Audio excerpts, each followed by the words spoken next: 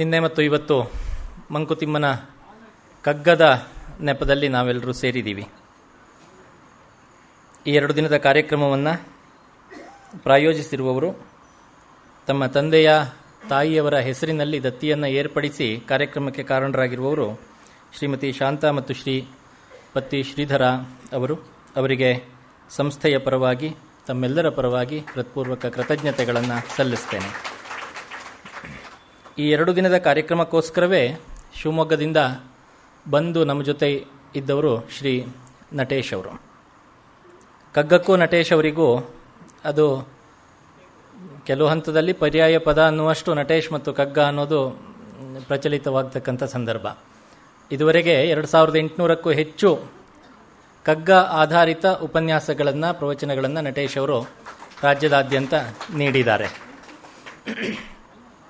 ಕಗ್ಗದ ಸುಮಾರು 300 ಪದ್ಯಗಳಿಗೆ 3 ಪುಸ್ತಕಗಳಲ್ಲಿ ಅದು ಪ್ರಕಟವಾಗಿದೆ. ವ್ಯಾಖ್ಯಾನವನ್ನು ಕೂಡ ನಟೇಶ್ ಅವರು ಬರೆದಿದ್ದಾರೆ. ಅದರ ಮೊದಲನೇ ಸಂಪುಟ ಇದೇ ಸಭಾಂಗಣದಲ್ಲಿ, ಇದೇ ವೇದಿಕೆಯಲ್ಲಿ ಲೋಕಾರ್ಪಣೆ ಕೂಡ ಆಯಿತು. 3 ಪುಸ್ತಕಗಳು ಕೂಡ ಬಿಡುಗಡೆಯಾಗಿ 2-3 ತಿಂಗಳುಗಳಲ್ಲೇ ಪೂರ್ಣ ಖಾಲಿಯಾಗಿ ಕುಳಿತಿವೆ. ಈ 3 ಪುಸ್ತಕಗಳ ಮುದ್ರಣಕ್ಕೆ ಸಹಕಾರವನ್ನು, ಬೆಂಬಲವನ್ನು ನೀಡಿದವರು ಮತ್ತೆ ಪತಿ ಶ್ರೀಧರ ಅವರೇನೆ. ಈ 2 ದಿನ ನಮಗೆ ಕಗ್ಗರಸವನ್ನು ಉಣಬಡಿಸುತ್ತಿರುವ ನಟೇಶ್ ಅವರಿಗೆ ಸಂಸ್ಥೆಯ ಪರವಾಗಿ, ದತ್ತಿಯ ಪರವಾಗಿ, ತಮ್ಮೆಲ್ಲರ ಪರವಾಗಿ ಹೃತ್ಪೂರ್ವಕ ಕೃತಜ್ಞತೆಗಳನ್ನು ಸಲ್ಲಿಸ್ತೇನೆ. ದತ್ತಿಯ ಪ್ರಾಯೋಜಕರಾದ ಶ್ರೀಮತಿ ಶಾಂತಾ, ಪತಿ ಶ್ರೀಧರ ಅವರು ನಟೇಶ್ ಅವರನ್ನು ಗೌರವಿಸಬೇಕಾಗಿ ಪ್ರಾರ್ಥನೆ.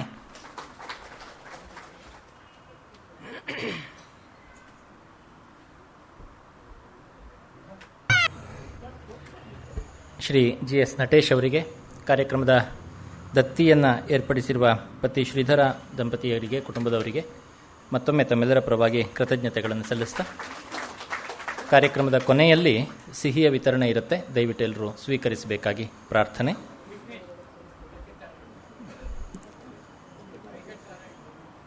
ವೆಂಕಟನಾರಾಯಣವರು ಬ್ರಾಹ್ಮಣ ಮಹಾಸಭಾದ ಅಧ್ಯಕ್ಷರು, ವಿಶ್ವೇಶ್ವರಯ್ಯ ಕೋಆಪರೇಟಿವ್ ಸೊಸೈಟಿಯ ಸಂಸ್ಥಾಪಕರು ನಮ್ಮೊಂದಿಗಿದ್ದಾರೆ. ಅವರಿಗೂ ಸ್ವಾಗತ. ಇವತ್ತಿನ ಉಪನ್ಯಾಸ ಕಾರ್ಯಕ್ರಮವನ್ನು ಉಪಕ್ರಮಿಸಬೇಕಾಗಿ ನಟೇಶ್ ಅವರಲ್ಲಿ ಪ್ರಾರ್ಥಿಸ್ತೇನೆ.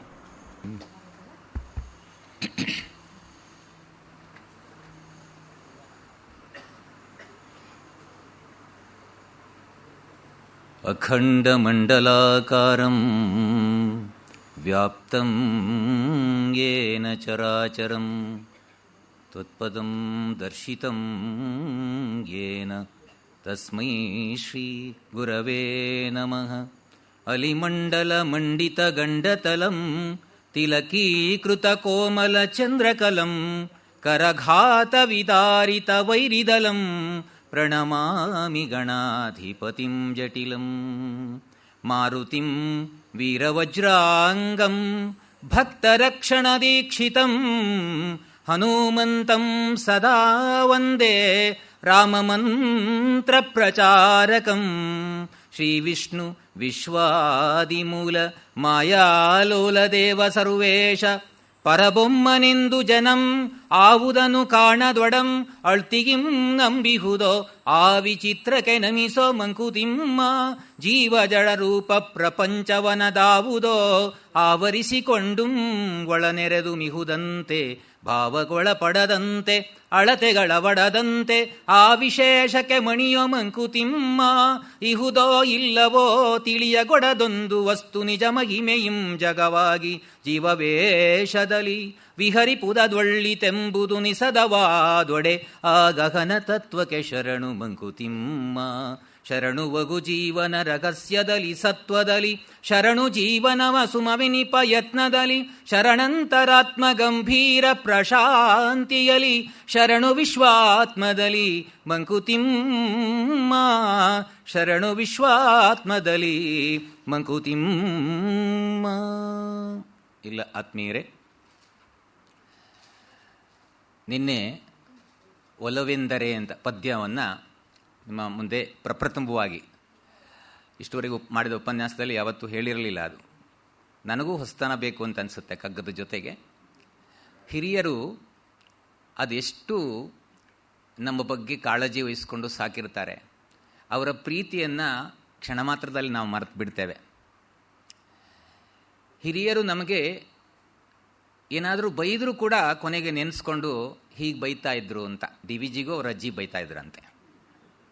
ಯಾಕೆಂದರೆ ಡಿ ವಿ ಜಿ ಹೇಗೆ ವಾಂಗ್ಮಯ ಕ್ಷೇತ್ರದಲ್ಲಿ ಅಪೂರ್ವವಾದ ಸಾಧನೆ ಮಾಡಿದ್ರು, ಹಾಗೆ ಭಕ್ಷ್ಯ ಕ್ಷೇತ್ರದಲ್ಲೂ ಮಾಡಿದ್ರು. ತಿನ್ನೋ ವಿಚಾರದಲ್ಲಿ ಬಹಳ ತಿಂಡಿಪೋತ ಅಂತೆ. ಅವ್ರ ಅಜ್ಜಿ ಯಾವಾಗಲೂ ಹೇಳೋರಂತೆ ತೆಲುಗುನಲ್ಲಿ, ಗುಂಡಂ ಭಂಡಂ ತಿಂಡಿಕಿ ಚೋರಂ ಚಾಂಡಾಲ ಮುಂಡೆ ಗಂಡಂ ಅಂತ. ಅವ್ರ ಅಜ್ಜಿ ಬೈದದ್ದನ್ನು ನಾನು ನೆನೆಸ್ಕೊಂಡ್ರೆ ಅದು ಬೈಗುಳ ಅಂತ ಅನ್ಸೋದೇ ಇಲ್ಲ. ಅದೊಂದು ಏನೋ ಒಂದು ಪ್ರಶಸ್ತಿ ಕೊಟ್ಟಂಗೆ. ಹಿರಿಯರು ಏನು ಹೇಳಿದ್ರು ಪ್ರೀತಿಯಿಂದ ಹೇಳಿರ್ತಾರಲ್ಲ, ಹಾಗಾಗಿ ಅದು ನಮಗೆ ಹಿತ ಅಂತ ಅನಿಸುತ್ತೆ. ಎಲ್ಲಿಯವರೆಗೆ ಅವರು ತಿಂಡಿಪೋತ ಆಗಿದ್ರು ಅಂದರೆ, ಮಹಾರಾಜರ ಆಸ್ಥಾನಕ್ಕೆ ಒಂದು ಸಲ ರೈಟ್ ಆನರಬಲ್ ಶ್ರೀನಿವಾಸ ಶಾಸ್ತ್ರಿಗಳನ್ನು ಅತಿಥಿ ರೂಪೇಣ ಸ್ವೀಕಾರ ಮಾಡಿದ್ರಂತ. ಅಲ್ಲಿಗೆ ಕರೆಸಿದ್ರು. ಅವರಿಗೆ ಬೇಕಾದ ಎಲ್ಲ ಸವಲತ್ತುಗಳನ್ನು ಕೊಡಬೇಕಲ್ಲ. ಕೇಳಿದಾಗ ಶ್ರೀನಿವಾಸ ಶಾಸ್ತ್ರಿಗಳು ಬಯಸಿದ್ದು, ನಾನು ಎಲ್ಲಿವರೆಗೆ ಮೈಸೂರಲ್ಲಿರ್ತೀನೋ, ಎಷ್ಟು ದಿವಸ ಇರ್ತೀನೋ ಅಷ್ಟು ದಿವಸ ಡಿ ವಿ ಜಿಯವರು ನನ್ನ ಜೊತೆಗಿರಬೇಕು ಅಂತ. ಎಷ್ಟು ಏನೆಲ್ಲ ಆಸೆ ಪಡ್ತಾರೆ ನೋಡಿ, ಅವರು ನಮ್ಮ ಜೊತೆಗಿರಬೇಕು ಅಂತ. ಸರಿ, ಕರೆ ಬಂತು, ಮಹಾರಾಜರ ಆಜ್ಞೆ ತಪ್ಪಿಸುವ ಹಾಗಿಲ್ಲ. ಹೋದರು. 2 ದಿವಸ ಇದ್ದ ಮೇಲೆ ರಾಜಾತಿಥ್ಯವನ್ನು ಸ್ವೀಕಾರ ಮಾಡಿದ್ದಾರೆ. ಅಲ್ಲೆಲ್ಲ ಬೇಕಾದಷ್ಟು ಸಿಗ್ತಾ ಇತ್ತು. ಆದರೆ ಒಂದು ಸಂಜೆ ಮಸಾಲೆ ದೋಸೆ ತಿನ್ನಬೇಕು ಅಂತ ಅನಿಸ್ಬಿಡ್ತಂತೆ ಹೋಟೆಲಲ್ಲಿ. ಹಾಗೆ ಹೀಗೆ ಯಾರಿಗೂ ಹೇಳದೆ ಗೇಟಿನ ಹತ್ರ ಧಾವಿಸಿದರು. ಗೇಟ್ ಕೀಪರ್ ಕೇಳಿದ್ನಂತೆ, ಸ್ವಾಮಿ ನೀವು ರಾಜಾತಿಥಿಗಳು ಯಾವ ಕಡೆ ಹೊರಟಿದ್ದೀರಿ ಅಂತ. ಚಪ್ಪಲಿ ಕಿತ್ತೋಗಿದೆ, ಅದನ್ನ ಹುಲ್ಸ್ಕೊಂಡು ಬರಬೇಕು ಅಂತ. ಸ್ವಾಮಿ ನೀವು ಹಾಗೆಲ್ಲ ಹೋಗಬಾರ್ದು ಅಂತ ಚಪ್ಪಲಿ ತೊಗೊಂಡೋಗಿ ಕಿತ್ಸ್ಕೊಂಡು ಬಂದಂತೆ, ಹುಲ್ಸ್ಕೊಂಡು ಬಂದ. ಇನ್ನೇನು ಮಾಡೋದು, ಬೆಳಿಗ್ಗೆ ಎದ್ದು ಮತ್ತೆ ಮಸಾಲೆ ದೋಸೆ. ಅಷ್ಟೆಲ್ಲ ಕೊಡ್ತಿದ್ದಾರಲ್ಲಿ ಮಸಾಲೆ ದೋಸೆ ತಿನ್ನಬೇಕು ಅಂತ ಅನಿಸ್ತಂತೆ. ಮತ್ತೆ ಹೊರಟರು. ಮತ್ತೆ ಗೇಟ್ ಕೀಪರ್ ಕೇಳ್ದ ಯಾವ ಕಡೆ ಅಂತ. ಹೇರ್ ಕಟಿಂಗ್ ಮಾಡ್ಸೋಕ್ಕೆ ಅಂದ್ರಂತ. ಆದರೂ ಬಿಡಲಿಲ್ಲ. ಸ್ವಾಮಿ ನೀವು ರಾಜರ ಅತಿಥಿಗಳು, ಹಾಗೆಲ್ಲ ಬೀದಿಗೆಲ್ಲ ಹೋಗಾಗಿಲ್ಲ, ಹಾಗಾಗಿ ಇಲ್ಲಿಗೆ ಕರೆಸ್ತೀನಿ ಅಂತ ಕರೆಸಿ ಹೇರ್ ಕಟಿಂಗು ಮಾಡಿಸ್ಬಿಟ್ರು. ಇದನ್ನು ನೆನೆಸ್ಕೊಂಡು ಡಿ ವಿ ಜಿ ಅವರು ಸಂಸ್ಕೃತದಲ್ಲಿ ಒಂದು ಪದ್ಯ ರಚನೆ ಮಾಡ್ತಾರೆ. ಆ ಪುಣ್ಯಾತ್ಮ ನನಗೇನೂ ಗೊತ್ತಿಲ್ಲ ಅಂತೇಳಿ ಹೇಳ್ಕೊಳ್ಳೋದು. ಅವರೇ ಏನೂ ಗೊತ್ತಿಲ್ಲ ಅಂದರೆ ನಾವೆಲ್ಲ ಯಾವ ಮಟ್ಟದಲ್ಲಿ ಇದ್ದೇವೆ ನಾವೇ ಯೋಚನೆ ಮಾಡ್ಕೋಬೇಕು. ಸಂಸ್ಕೃತ, ಹಿಂದಿ, ಇಂಗ್ಲೀಷು, ತೆಲುಗು, ತಮಿಳು, ಇನ್ಯಾವ್ಯಾವ ಭಾಷೆಗಳು ಬರ್ತಿತ್ತೋ ಏನೋ ಗೊತ್ತಿಲ್ಲ. ಆದರೆ ಆ ಪುಣ್ಯಾತ್ಮ ಇಂಟರ್ಮೀಡಿಯೇಟ್ ಅಂದರೆ SSLCಲಿ ನಾಪಾಸ್ ಆಗಿದ್ರು. ಕನ್ನಡದಲ್ಲೂ ನಾಪಾಸ್. ಅಂದರೆ ಯಾರಾದರೂ ಫೇಲ್ ಆದವರು ಏನಾದ್ರು ಇದ್ದರೆ ಸ್ವಲ್ಪ ನವಚೈತನ್ಯವನ್ನು ತಗೋಬೇಕು ಅಂದರೆ ಡಿ ವಿ ಜಿ ನೋಡಿದ್ರೆ ಸಾಕು. ನೇಣಕಣ್ಣು ಸತ್ತೋಬೇಕಾಗಿದ್ದಿಲ್ಲ. ಎಷ್ಟು ನೋಡಿ, ಅವರು ಆ ಸೋತರು ಅಂದರೆ ಸೋಲನ್ನು ಒಪ್ಕೊಳ್ಳಿಲ್ಲ. ಅವರು ಮತ್ತೊಂದು ರೀತಿಯಲ್ಲಿ ಗೆಲುವನ್ನು ಸಾಧಿಸ್ತಾ ಹೋದರು. ಅದಕ್ಕೆ ಆಪಾದ ಮೌಲಿ ಪರ್ಯಂತಂ ರಾಜ ಸೇವಕ ಸೇವಿತಃ ಗುಂಡೋ ವಿರಾಜತೆ ಹೃದಯ ಶ್ರೀನಿವಾಸ ಕೃಪಾಬಲಾತ್ ಅಂತ ಅನುಷ್ಠುಪ್ ಛಂದಸ್ಸಲ್ಲಿ ಒಂದು ಸಂಸ್ಕೃತದಲ್ಲಿ ಶ್ಲೋಕ ಮಾಡಿದರು. ಅದೇ ಅರ್ಥ. ಅವರಿಗೆ ಹೋದಾಗ ಮಸಾಲೆ ದೋಸೆ ತಿನ್ಲಿಕ್ಕೆ ಆಗಲಿಲ್ವಲ್ಲ, ಆ ಒಂದು ಅಭಾವ ಪದ್ಯದ ರೂಪದಲ್ಲಿ ಭಾವಿಸ್ತು. ಹಾಗಾಗಿ ಆಪಾದ ಮೌಲಿ ಪರ್ಯಂತಂ ಅಂದರೆ ಪಾದದಿಂದ ತಲೆಯವರೆಗೆ ರಾಜ ಸೇವಕ ಸೇವಿತಃ, ರಾಜರ ಸೇವಕರಿಂದ ಸೇವಿಸಲ್ಪಟ್ಟ ಈ ಗುಂಡ ಶೋಭಾಯಮಾನವಾಗಿ ಮಿಂಚ್ತಾ ಇದ್ದಾನೆ. ಅವನು ಸ್ವಂತ ಶಕ್ತಿಯಿಂದಲ್ಲ, ಶ್ರೀನಿವಾಸ ಕೃಪಾಬಲಾತ್, ಶ್ರೀನಿವಾಸ ಶಾಸ್ತ್ರಿಗಳ ಕೃಪೆಯ ಬಲದಿಂದ ವಿರಾಜಿಸ್ತಾನೆ ಅಂತ. ಹಾಗೆ ಆ ತಿಂಡಿಯ ವಿಚಾರದಲ್ಲಿ ಬಹಳಷ್ಟು ಅವರದ್ದು ದಿನಚರಿಗಳಲ್ಲಿ ಅವರು ಮಾಡಿದ್ದೆಲ್ಲ ತಿಂಡಿಯ ವಿಚಾರಗಳಲ್ಲಿ ಬಹಳಷ್ಟು ಇದ್ದಾವೆ ಕಥೆಗಳು. ಹಾಗೆ ಸಾಹಿತ್ಯ ರಚನೆ, ಅನೇಕ ಕವನ ಸಂಕಲನಗಳನ್ನು ಅವರು ಬರೆದಿದ್ದಾರೆ. ವಸಂತ ಕುಸುಮಾಂಜಲಿ ಅಂತ ಒಂದು, ಕೇತಕೀವನ, ನಿವೇದನೆ, ಈ 3 ಕವನ ಸಂಕಲನಗಳನ್ನು ಬರೆದಿದ್ದಾರೆ. ಅದು ನಿನ್ನೆ ಆ ಕೇತಕೀವನದ್ದು ಒಂದು ಹೇಳಿದ್ದೆ. ಇನ್ನೊಂದು ಬಾಳೆಂದರೆ ಗೋಳು ಅಂತ ಒಂದು ಪದ್ಯ. ನಮ್ದೆಲ್ಲರದು ಬಾಳು ಹಾಗೆ ಅಲ್ವಾ. ನಾವು ನಮ್ಮ ಒಳಗಡೆ ಗುಟ್ಟನ್ನು ಬೇರೆಯವ್ರಿಗೆ ಹೇಳೋದಿಲ್ಲ. ಈಗ ನನಗೆ ತಲೆಗೆ ಅದನ್ನು ಪೇಟ ತೊಡಿಸಿದ್ರು. ಪೇಟದ ಬಗ್ಗೆನೇ ಇದೆ ಕಗ್ಗದಲ್ಲಿ. ನೆನಪಾಯಿತು ತಕ್ಷಣ, ನೆನೆಸಿದ ತಕ್ಷಣ ತಲೆಪಾಗಿ ನೊಳ ಕೊಳಕ ಪಂಚೆ ನೆರಿಯೊಳ ಹರಕ ತಿಳಿಸುವೆಯ ರಜಕಗಲ್ಲದೆ ಲೋಗರಿಂಗೆ ಅಳಲು ದುಗುಡಗಳ ನಿನ್ನೊಳಗೆ ಬೈತಿಡದೆ ನೀನ್ ಇಳಗೆ ಹರಡುವೆಯೇ ಕೋಮಂಕುತಿಮ್ಮ. ಒಂದು ಉದಾಹರಣೆ ತಗೊಂಡು ಎಷ್ಟು ತತ್ವಗಳನ್ನು ತುಂಬ್ತಾರೆ ನೋಡಿ. ನಾವು ನಮ್ಮ ಒಳಗುಟ್ಟನ್ನು ಬೇರೆಯವರಿಗೆ ಹೇಳುವುದಿಲ್ಲಂತೆ. ತಲೆಪಾಗಿ ನೊಳ ಕೊಳಕ, ಅವರು ಅಷ್ಟು ಬಡತನದಲ್ಲಿದ್ದಾದ್ರಿಂದ ಎಲ್ಲ ಅನುಭವಕ್ಕಿತ್ತು. ಆ ಪೇಟದ ಒಳಗಡೆ ಕೊಳಕನ್ನ ತಲೆಪಾಗಿ ನೊಳ ಕೊಳಕ ಪಂಚೆ ನೆರಿ ಒಳ ಹರಕ, ಇವತ್ತು ಯಾರು ಹೇಳಿದ್ರು ಅರ್ಥ ಆಗಲ್ಲ. ಅದು ಹರಿದ ತಕ್ಷಣ ಹರಿಲಿಕ್ಕೆ ಬಿಡುವುದಿಲ್ಲ ಈಗ. ಆದರೆ ಹಿಂದೆಲ್ಲ ಹರಿದದ್ದನ್ನು ತೇತೆ ಹಾಕ್ಕೊಂಡು ಅದನ್ನೇನೋ ಹೊಲ್ಕೊಂಡು ಉಟ್ಕೊಂಡು ಬರ್ತಾ ಇದ್ರು. ಅಂಥವ್ರಿಗೆ ಮಾತ್ರ ಇದು ಬಹಳ ಚೆನ್ನಾಗಿ ಅರ್ಥ ಆಗುತ್ತೆ. ತಲೆಪಾಗಿನೊಳ ಕೊಳಕ ಪಂಚನೆರಿಯೊಳ ಹರಕ ತಿಳಿಸುವೆಯ ರಜಕಗಲ್ಲದೆ ಲೋಗರಿಂಗೆ. ಅಗಸರವನಿಗೆ ಮಾತ್ರ ಗೊತ್ತಿರುತ್ತೆ ಇವರು ಪಂಚೆಲೆ ಎಷ್ಟು ಹರಿದಿದೆ ಅಂತ. ರುಮಾಲ್ ಒಳಗಡೆ ಎಷ್ಟು ಕೊಳಕಿದೆ ಅಂದರೆ ಅವನಿಗೆ ಗೊತ್ತಿರುತ್ತೆ, ಬೇರೆಯವರಿಗೆ ತಿಳಿಸ್ತೀಯಾ ಅಂತ ಒಂದು ಪ್ರಶ್ನೆ ಕೇಳಿ ಹಾಗೆ ಒಂದು ತತ್ವವನ್ನು ಹೇಳ್ತಾರೆ. ಅಳಲು ದುಗುಡಗಳ ನಿನ್ನೊಳಗೆ ಬೈತಿಡದೆ ನೀನ್ ಇಳಗೆ ಹರಡುವೆ ಏಕೋ ಮಂಕುತಿಮ್ಮ. ನಿನ್ನ ಸ್ವಂತ ದುಃಖದ ವಿಚಾರಗಳು ಅಳಲುಗಳನ್ನು ನಿನ್ನೊಳಗೆ ನೀನು ಅಡಗಿಸಿಡಬೇಕೇ ಹೊರತು ಊರಿಗೆಲ್ಲ ಹೇಳ್ಕೊಂಡು ಟಾಮ್ ಯಾಕೆ ಮಾಡ್ತೀಯಾ? ನಿನ್ನೊಳಗೆ ಇರಬೇಕು. ತುರಿ ಕಜ್ಜಿ ನಿನಗೆಂದು ಜಗಕದನು ಸೋಕಿಪುದೇ ಹೆರರ ಕಿವಿಗೆ ಕೆರವೆ ನಿನ್ನ ಕರೆಯ. ತುರಿಕಜ್ಜಿ ನಮಗಾಗುತ್ತೆ ಅಂತ ಬೇರೆಯವ್ರಿಗೆ ಯಾಕೆ ಹೇಳ್ತೀಯ? ನಿನ್ನ ಕರೆ ಬೇರೆ ಹೇಳಿದ್ರೆ ನಿನ್ನೊಳಗೆ ಅಡಗಿಸಿ ಕುತ್ಕೊಂಡ್ಬಿಡು. ಹೀಗೆ ಬಾಳಿನ ಬಗ್ಗೆ ಅನೇಕ ತತ್ವಗಳನ್ನು ತುಂಬಿಕೊಡ್ತಾರೆ ಡಿ ವಿ ಜಿ. ಹಾಗೆ ಬಾಳೊಂದು ಗೋಳು ಅಂತ ಒಂದು ಕವನ ನೋಡಿ. ನಮಗೆಲ್ಲ ಎಷ್ಟೊಂದು ಸಂದೇಶ ಕೊಡುತ್ತೆ ಅಂದರೆ, ಮಗುಗಳ ಆಟದಿ ಮನಸ್ಸು ಬೇಸರುವ ಮುನ್ನ ನಗೆವಾತಿಲಿಂದಲೆದೆ ವಿಕಸಿಸದ ಮುನ್ನ ಜಗಕ್ಕೆ ನಾನೊಬ್ಬಂಟಿ ಎಂದೆನಿಪ ಮುನ್ನ ಮುಗಿಯಲಿ ಬಾಳು ಮಿಗುವಡದು ಗೋಳು. ಎಷ್ಟು ಚೆನ್ನಾಗಿ ಹೆಣೆದಿದ್ದಾರೆ ನೋಡಿ. ಮಗುಗಳಾಟದಿ ಮನಸ್ಸು ಬೇಸರುವ ಮುನ್ನ ನಗೆವಾತಿಲಿಂದಲೆದೆ ವಿಕಸಿಸದ ಮುನ್ನ ಜಗಕ್ಕೆ ನಾನೊಬ್ಬಂಟಿ ಎಂದೆನಿಪ ಮುನ್ನ ಮುಗಿಯಲಿ ಬಾಳು ಮಿಗುವಡದು ಗೋಳು. ಮಕ್ಕಳ ಜೊತೆಗೆ ಆಟ ಆಡಿದಾಗ ನಮಗೆ ಸಂತೋಷ ಆಗಲ್ಲ ಅಂತಾದಾಗ ಬಾಳು ಮುಗಿಸಿಬಿಡ್ಬೇಕಂತೆ. ಎಲ್ಲಿವರೆಗೆ ಮಕ್ಕಳ ಜೊತೆಗೆ ಬೆರೆತಾಗ ಸಂತೋಷ ಸಿಗ್ತಾ ಇರುತ್ತೆ ಅಲ್ಲಿವರೆಗೆ ಭಾಳ ಚೆನ್ನಾಗಿರುತ್ತೆ ಅಂತ. ಮಗುಗಳಾಟದಿ ಮನಸ್ಸು ಬೇಸರುವ ಮುನ್ನ ನಗೆವಾತಿಲಿಂದಲೆದೆ ವಿಕಸಿಸದ ಮುನ್ನ.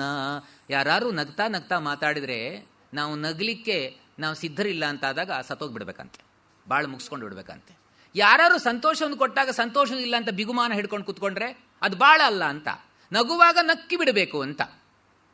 ನಗಿನ ಬಗ್ಗೆ ತುಂಬಾ ಅದ್ಭುತವಾಗಿ ಹೇಳಿದ್ದಾರೆ. ನಗುವೊಂದು ರಸಪಾಕ ಅಳುವೊಂದು ರಸಪಾಕ ನಗುವಾತ್ಮ ಪರಿಮಳವ ಪಸರಿಸುವ ಕುಸುಮ ದುಗುಡವಾತ್ಮವ ಕಡೆದು ತತ್ವವೆತ್ತುವ ಮಂತು ಬಗೆದೆರಡನಂ ಭುಜಿಸು ಮಂಕುತಿಮ್ಮ. ನಗುವೊಂದು ರಸಪಾಕ.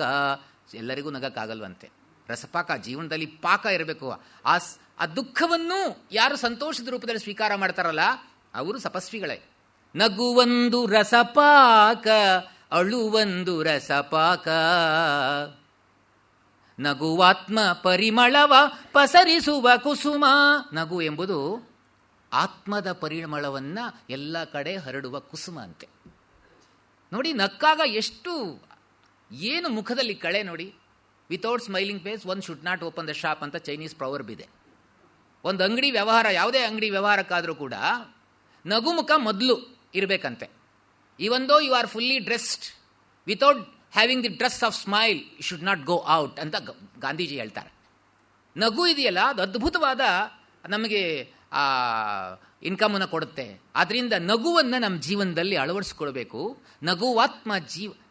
ನಗುವಾತ್ಮ ಪರಿಮಳವ ಪಸರಿಸುವ ಕುಸುಮ. ಇನ್ನು ಅಳು ಏನು? ದುಗುಡವಾತ್ಮವ ಕಡೆದು ಸತ್ವವೆತ್ತುವ ಮಂತು. ಹೇಗೆ ಬಳಸಿದ್ದಾರೆ ಪದಗಳನ್ನು. ದುಗುಡ ಅಂದರೆ ದುಃಖ ಇದೆಯಲ್ಲ, ಅದು ದುಃಖ ಅಂದರೆ ಅದೇನು ಮೈನಸ್ ಪಾಯಿಂಟ್ ಅಲ್ಲ, ಅದು ನಷ್ಟ ಏನಲ್ಲ. ಅದು ದುಗುಡವಾತ್ಮದ ಆತ್ಮವನ್ನು ಕಡೆದು ಸತ್ವವನ್ನು ಮೇಲೆತ್ತುವ ಮಂತು ಅಂತೆ. ಮಂತು ಅಂದರೆ ಕಡೆಗೋಲು. ದುಗುಡವೂ ಒಂದು ರಸಪಾಕವೇ, ಅಳುವೂ ಒಂದು ರಸಪಾಕವೇ. ದುಗುಡವಾತ್ಮವ ಆ ಪರಿಮಳವ, ನಗುವಾತ್ಮ ಪರಿಮಳವ ಪಸರಿಸುವ ಕುಸುಮ, ದುಗುಡವಾತ್ಮವ ಕಡೆದು ಸತ್ವವೆತ್ತುವ ಮಂತು, ಬಗೆದೆರಡನ್ನು ಭಜಿಸು ಮಂಕುತಿಮ್ಮ. ಇದನ್ನೆಲ್ಲವನ್ನೂ ಸರಿಯಾಗಿ ತಿಳ್ಕೊಂಡು ನೀನು ವ್ಯವಹರಿಸು. ನಗುಗಷ್ಟು ಶಕ್ತಿ ಇದೆ. ನೋಡಿ, ಏನಕ್ಕೂ ಪ್ರಯೋಜನ ಇಲ್ಲ ಅಂತ ನಾವು ಅಂದ್ಕೊಂಡಿರ್ತೀವಿ. ಏನು ಒಂದು ಅರ್ಧ ದಿವಸದ ಬಾಳು ಹೂವಿಂದು, ಇಷ್ಟು ಅರ್ಧ ದಿವಸ ಬದುಕಿದ್ರು ಕೂಡ ಹೂ ನಗ್ತಾ ನಗ್ತಾನೆ ತನ್ನ ಹುಟ್ಟನ್ನು ಆರಂಭಿಸುತ್ತೆ. ಬದುಕು ನಗುವಿಂದಲೇ, ಸಾವು ನಗುವಿಂದಲೇ. ನಾವು ಹುಟ್ಟಿದ ತಕ್ಷಣ ಅಳ್ತಾನೆ ಇರ್ತೀವಿ. ಜಗಕ್ಕೆ ನೀಂ ಬಂದಾಗ ನೀನೊಬ್ಬ ನಳುತ್ತಿದ್ದೆ, ಜಗವೆಲ್ಲ ನಗುತ್ತಿತ್ತು ಸಂತಸದಲ್ಲಿ, ಜಗವ ನೀಂ ಬಿಡುವಾಗ ನಗುತ್ತ ಬಿಡು ನಿನಗಾಗಿ, ಜಗವೆಲ್ಲ ಒಳುತ್ತಿರಲಿ ಬೋಳು ಬಸವ. ಜಗತ್ತಿಗೆ ಬಂದಾಗ ಅಳ್ತಾ ಇದ್ದೆ, ಉಳಿದವರೆಲ್ಲ ನಗ್ತಾ ಇದ್ರು. ಬಿಟ್ಟು ಹೋಗುವಾಗ ನೀನು ನಗ್ತಾ ಇರು, ಉಳಿದವರು ಅಳ್ತಾ ಇರಲಿ. ಅಂದರೆ 4 ಜನರಿಗೆ ಸಹಾಯ ಮಾಡಿದರೆ ಆ ರೀತಿ ಬದುಕಲಿಕ್ಕೆ ಸಾಧ್ಯ. ಹಾಗಾಗಿ ಆ ನಗು ಇದೆಯಲ್ಲ, ನಗು ನಮ್ಮನ್ನು ಸಂತೋಷ ಪಡಿಸ್ಬೇಕು. ಆ ಹೂವಿನ ಉದಾಹರಣೆಗಳನ್ನು ಕೊಡ್ತಾರೆ ಡಿ ವಿ ಜಿ. ಎಷ್ಟು ಅದ್ಭುತವಾಗಿ. ಹೂ ಅಂತ ಒಂದು ಕವನ ಇದೆ, ಕವನನೂ ಬರೆದಿದ್ದಾರೆ, ಆಮೇಲೆ ಹೇಳ್ತೀನಿ ಅದನ್ನ. ಅಗೆದು ಗೊಬ್ಬರವಿಕ್ಕಿ ನೀರೆರೆದು ತೋಟಿಗನು, ಜಗಿವ ಮುಳ್ಳಿರಿತಗಳ ಸೈರಿಸೆ ಗುಲಾಬಿ, ನಗುವುದೊಂದರೆ ನಿಮಿಷ, ನಗಲು ಬಾಳ್ ಮುಗಿಯುವುದು, ಮುಗುಳು ದುಡಿತಕ್ಕೆ ತಣಿಸೋ ಮಂಕುತಿಮ್ಮ. ಅಗೆದು ಗೊಬ್ಬರವಿಕ್ಕಿ ನೀರೆರೆದು ತೋಟಿಗನು. ಅಗೆದು ಗೊಬ್ಬರ ಹಾಕಿ ನೀರು ಹಾಕಿ ಮುಳ್ಳು ಚುಚ್ಚಿಕೊಂಡು ಆ ಮಾಲೀಕ ಏನು ಮಾಡ್ತಾನೆ? ಅಗೆದು ಗೊಬ್ಬರವಿಕ್ಕಿ ನೀರೆರೆದು ತೋಟಿಗನು, ಜಗಿವ ಮುಳ್ಳಿರಿತಗಳ ಸೈರಿಸೆ ಗುಲಾಬಿ, ನಗುವುದೊಂದರೆ ನಿಮಿಷ, ನಗಲು ಬಾಳ್ ಮುಗಿಯುವುದು. ಅರ್ಧ ನಿಮಿಷ ನಗುತ್ತೆ, ಅದು ನಕ್ಕಿತ್ತು ಅಂದರೆ ಅದ್ರ ಬಾಳ್ ಮುಗಿದೋಯ್ತು. ಇದರಿಂದ ಏನು ಸಂದೇಶ? ಮುಗುಳು ದುಡಿತಕ್ಕೆ ತಣಿಸೋ ಮಂಕುತಿಮ್ಮ.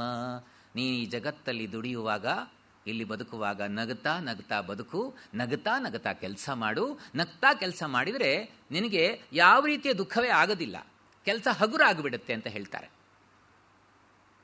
ನಗು ನಮ್ಮ ಯಾವಾಗಲೂ ಇರಬೇಕಂತೆ. ಬೇರೆಯವರು ನಗ್ತಾ ಇದ್ರೆ ಆದಷ್ಟು ನಗುಲಿಕ್ಕೆ ಸಪೋರ್ಟ್ ಕೊಡಬೇಕಂತೆ.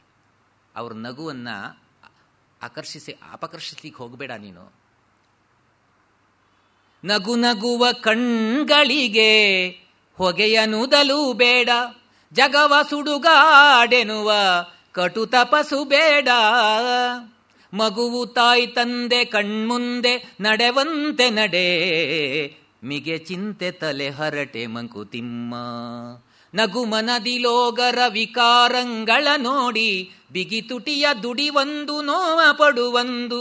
ಪೊಗು ವಿಶ್ವ ಜೀವನದ ಜೀವಾಂತರಂಗದಲ್ಲಿ, ನಗು ತಬ್ಬಾಳ್ ತೆರಳು ಮಂಕುತಿಮ್ಮ.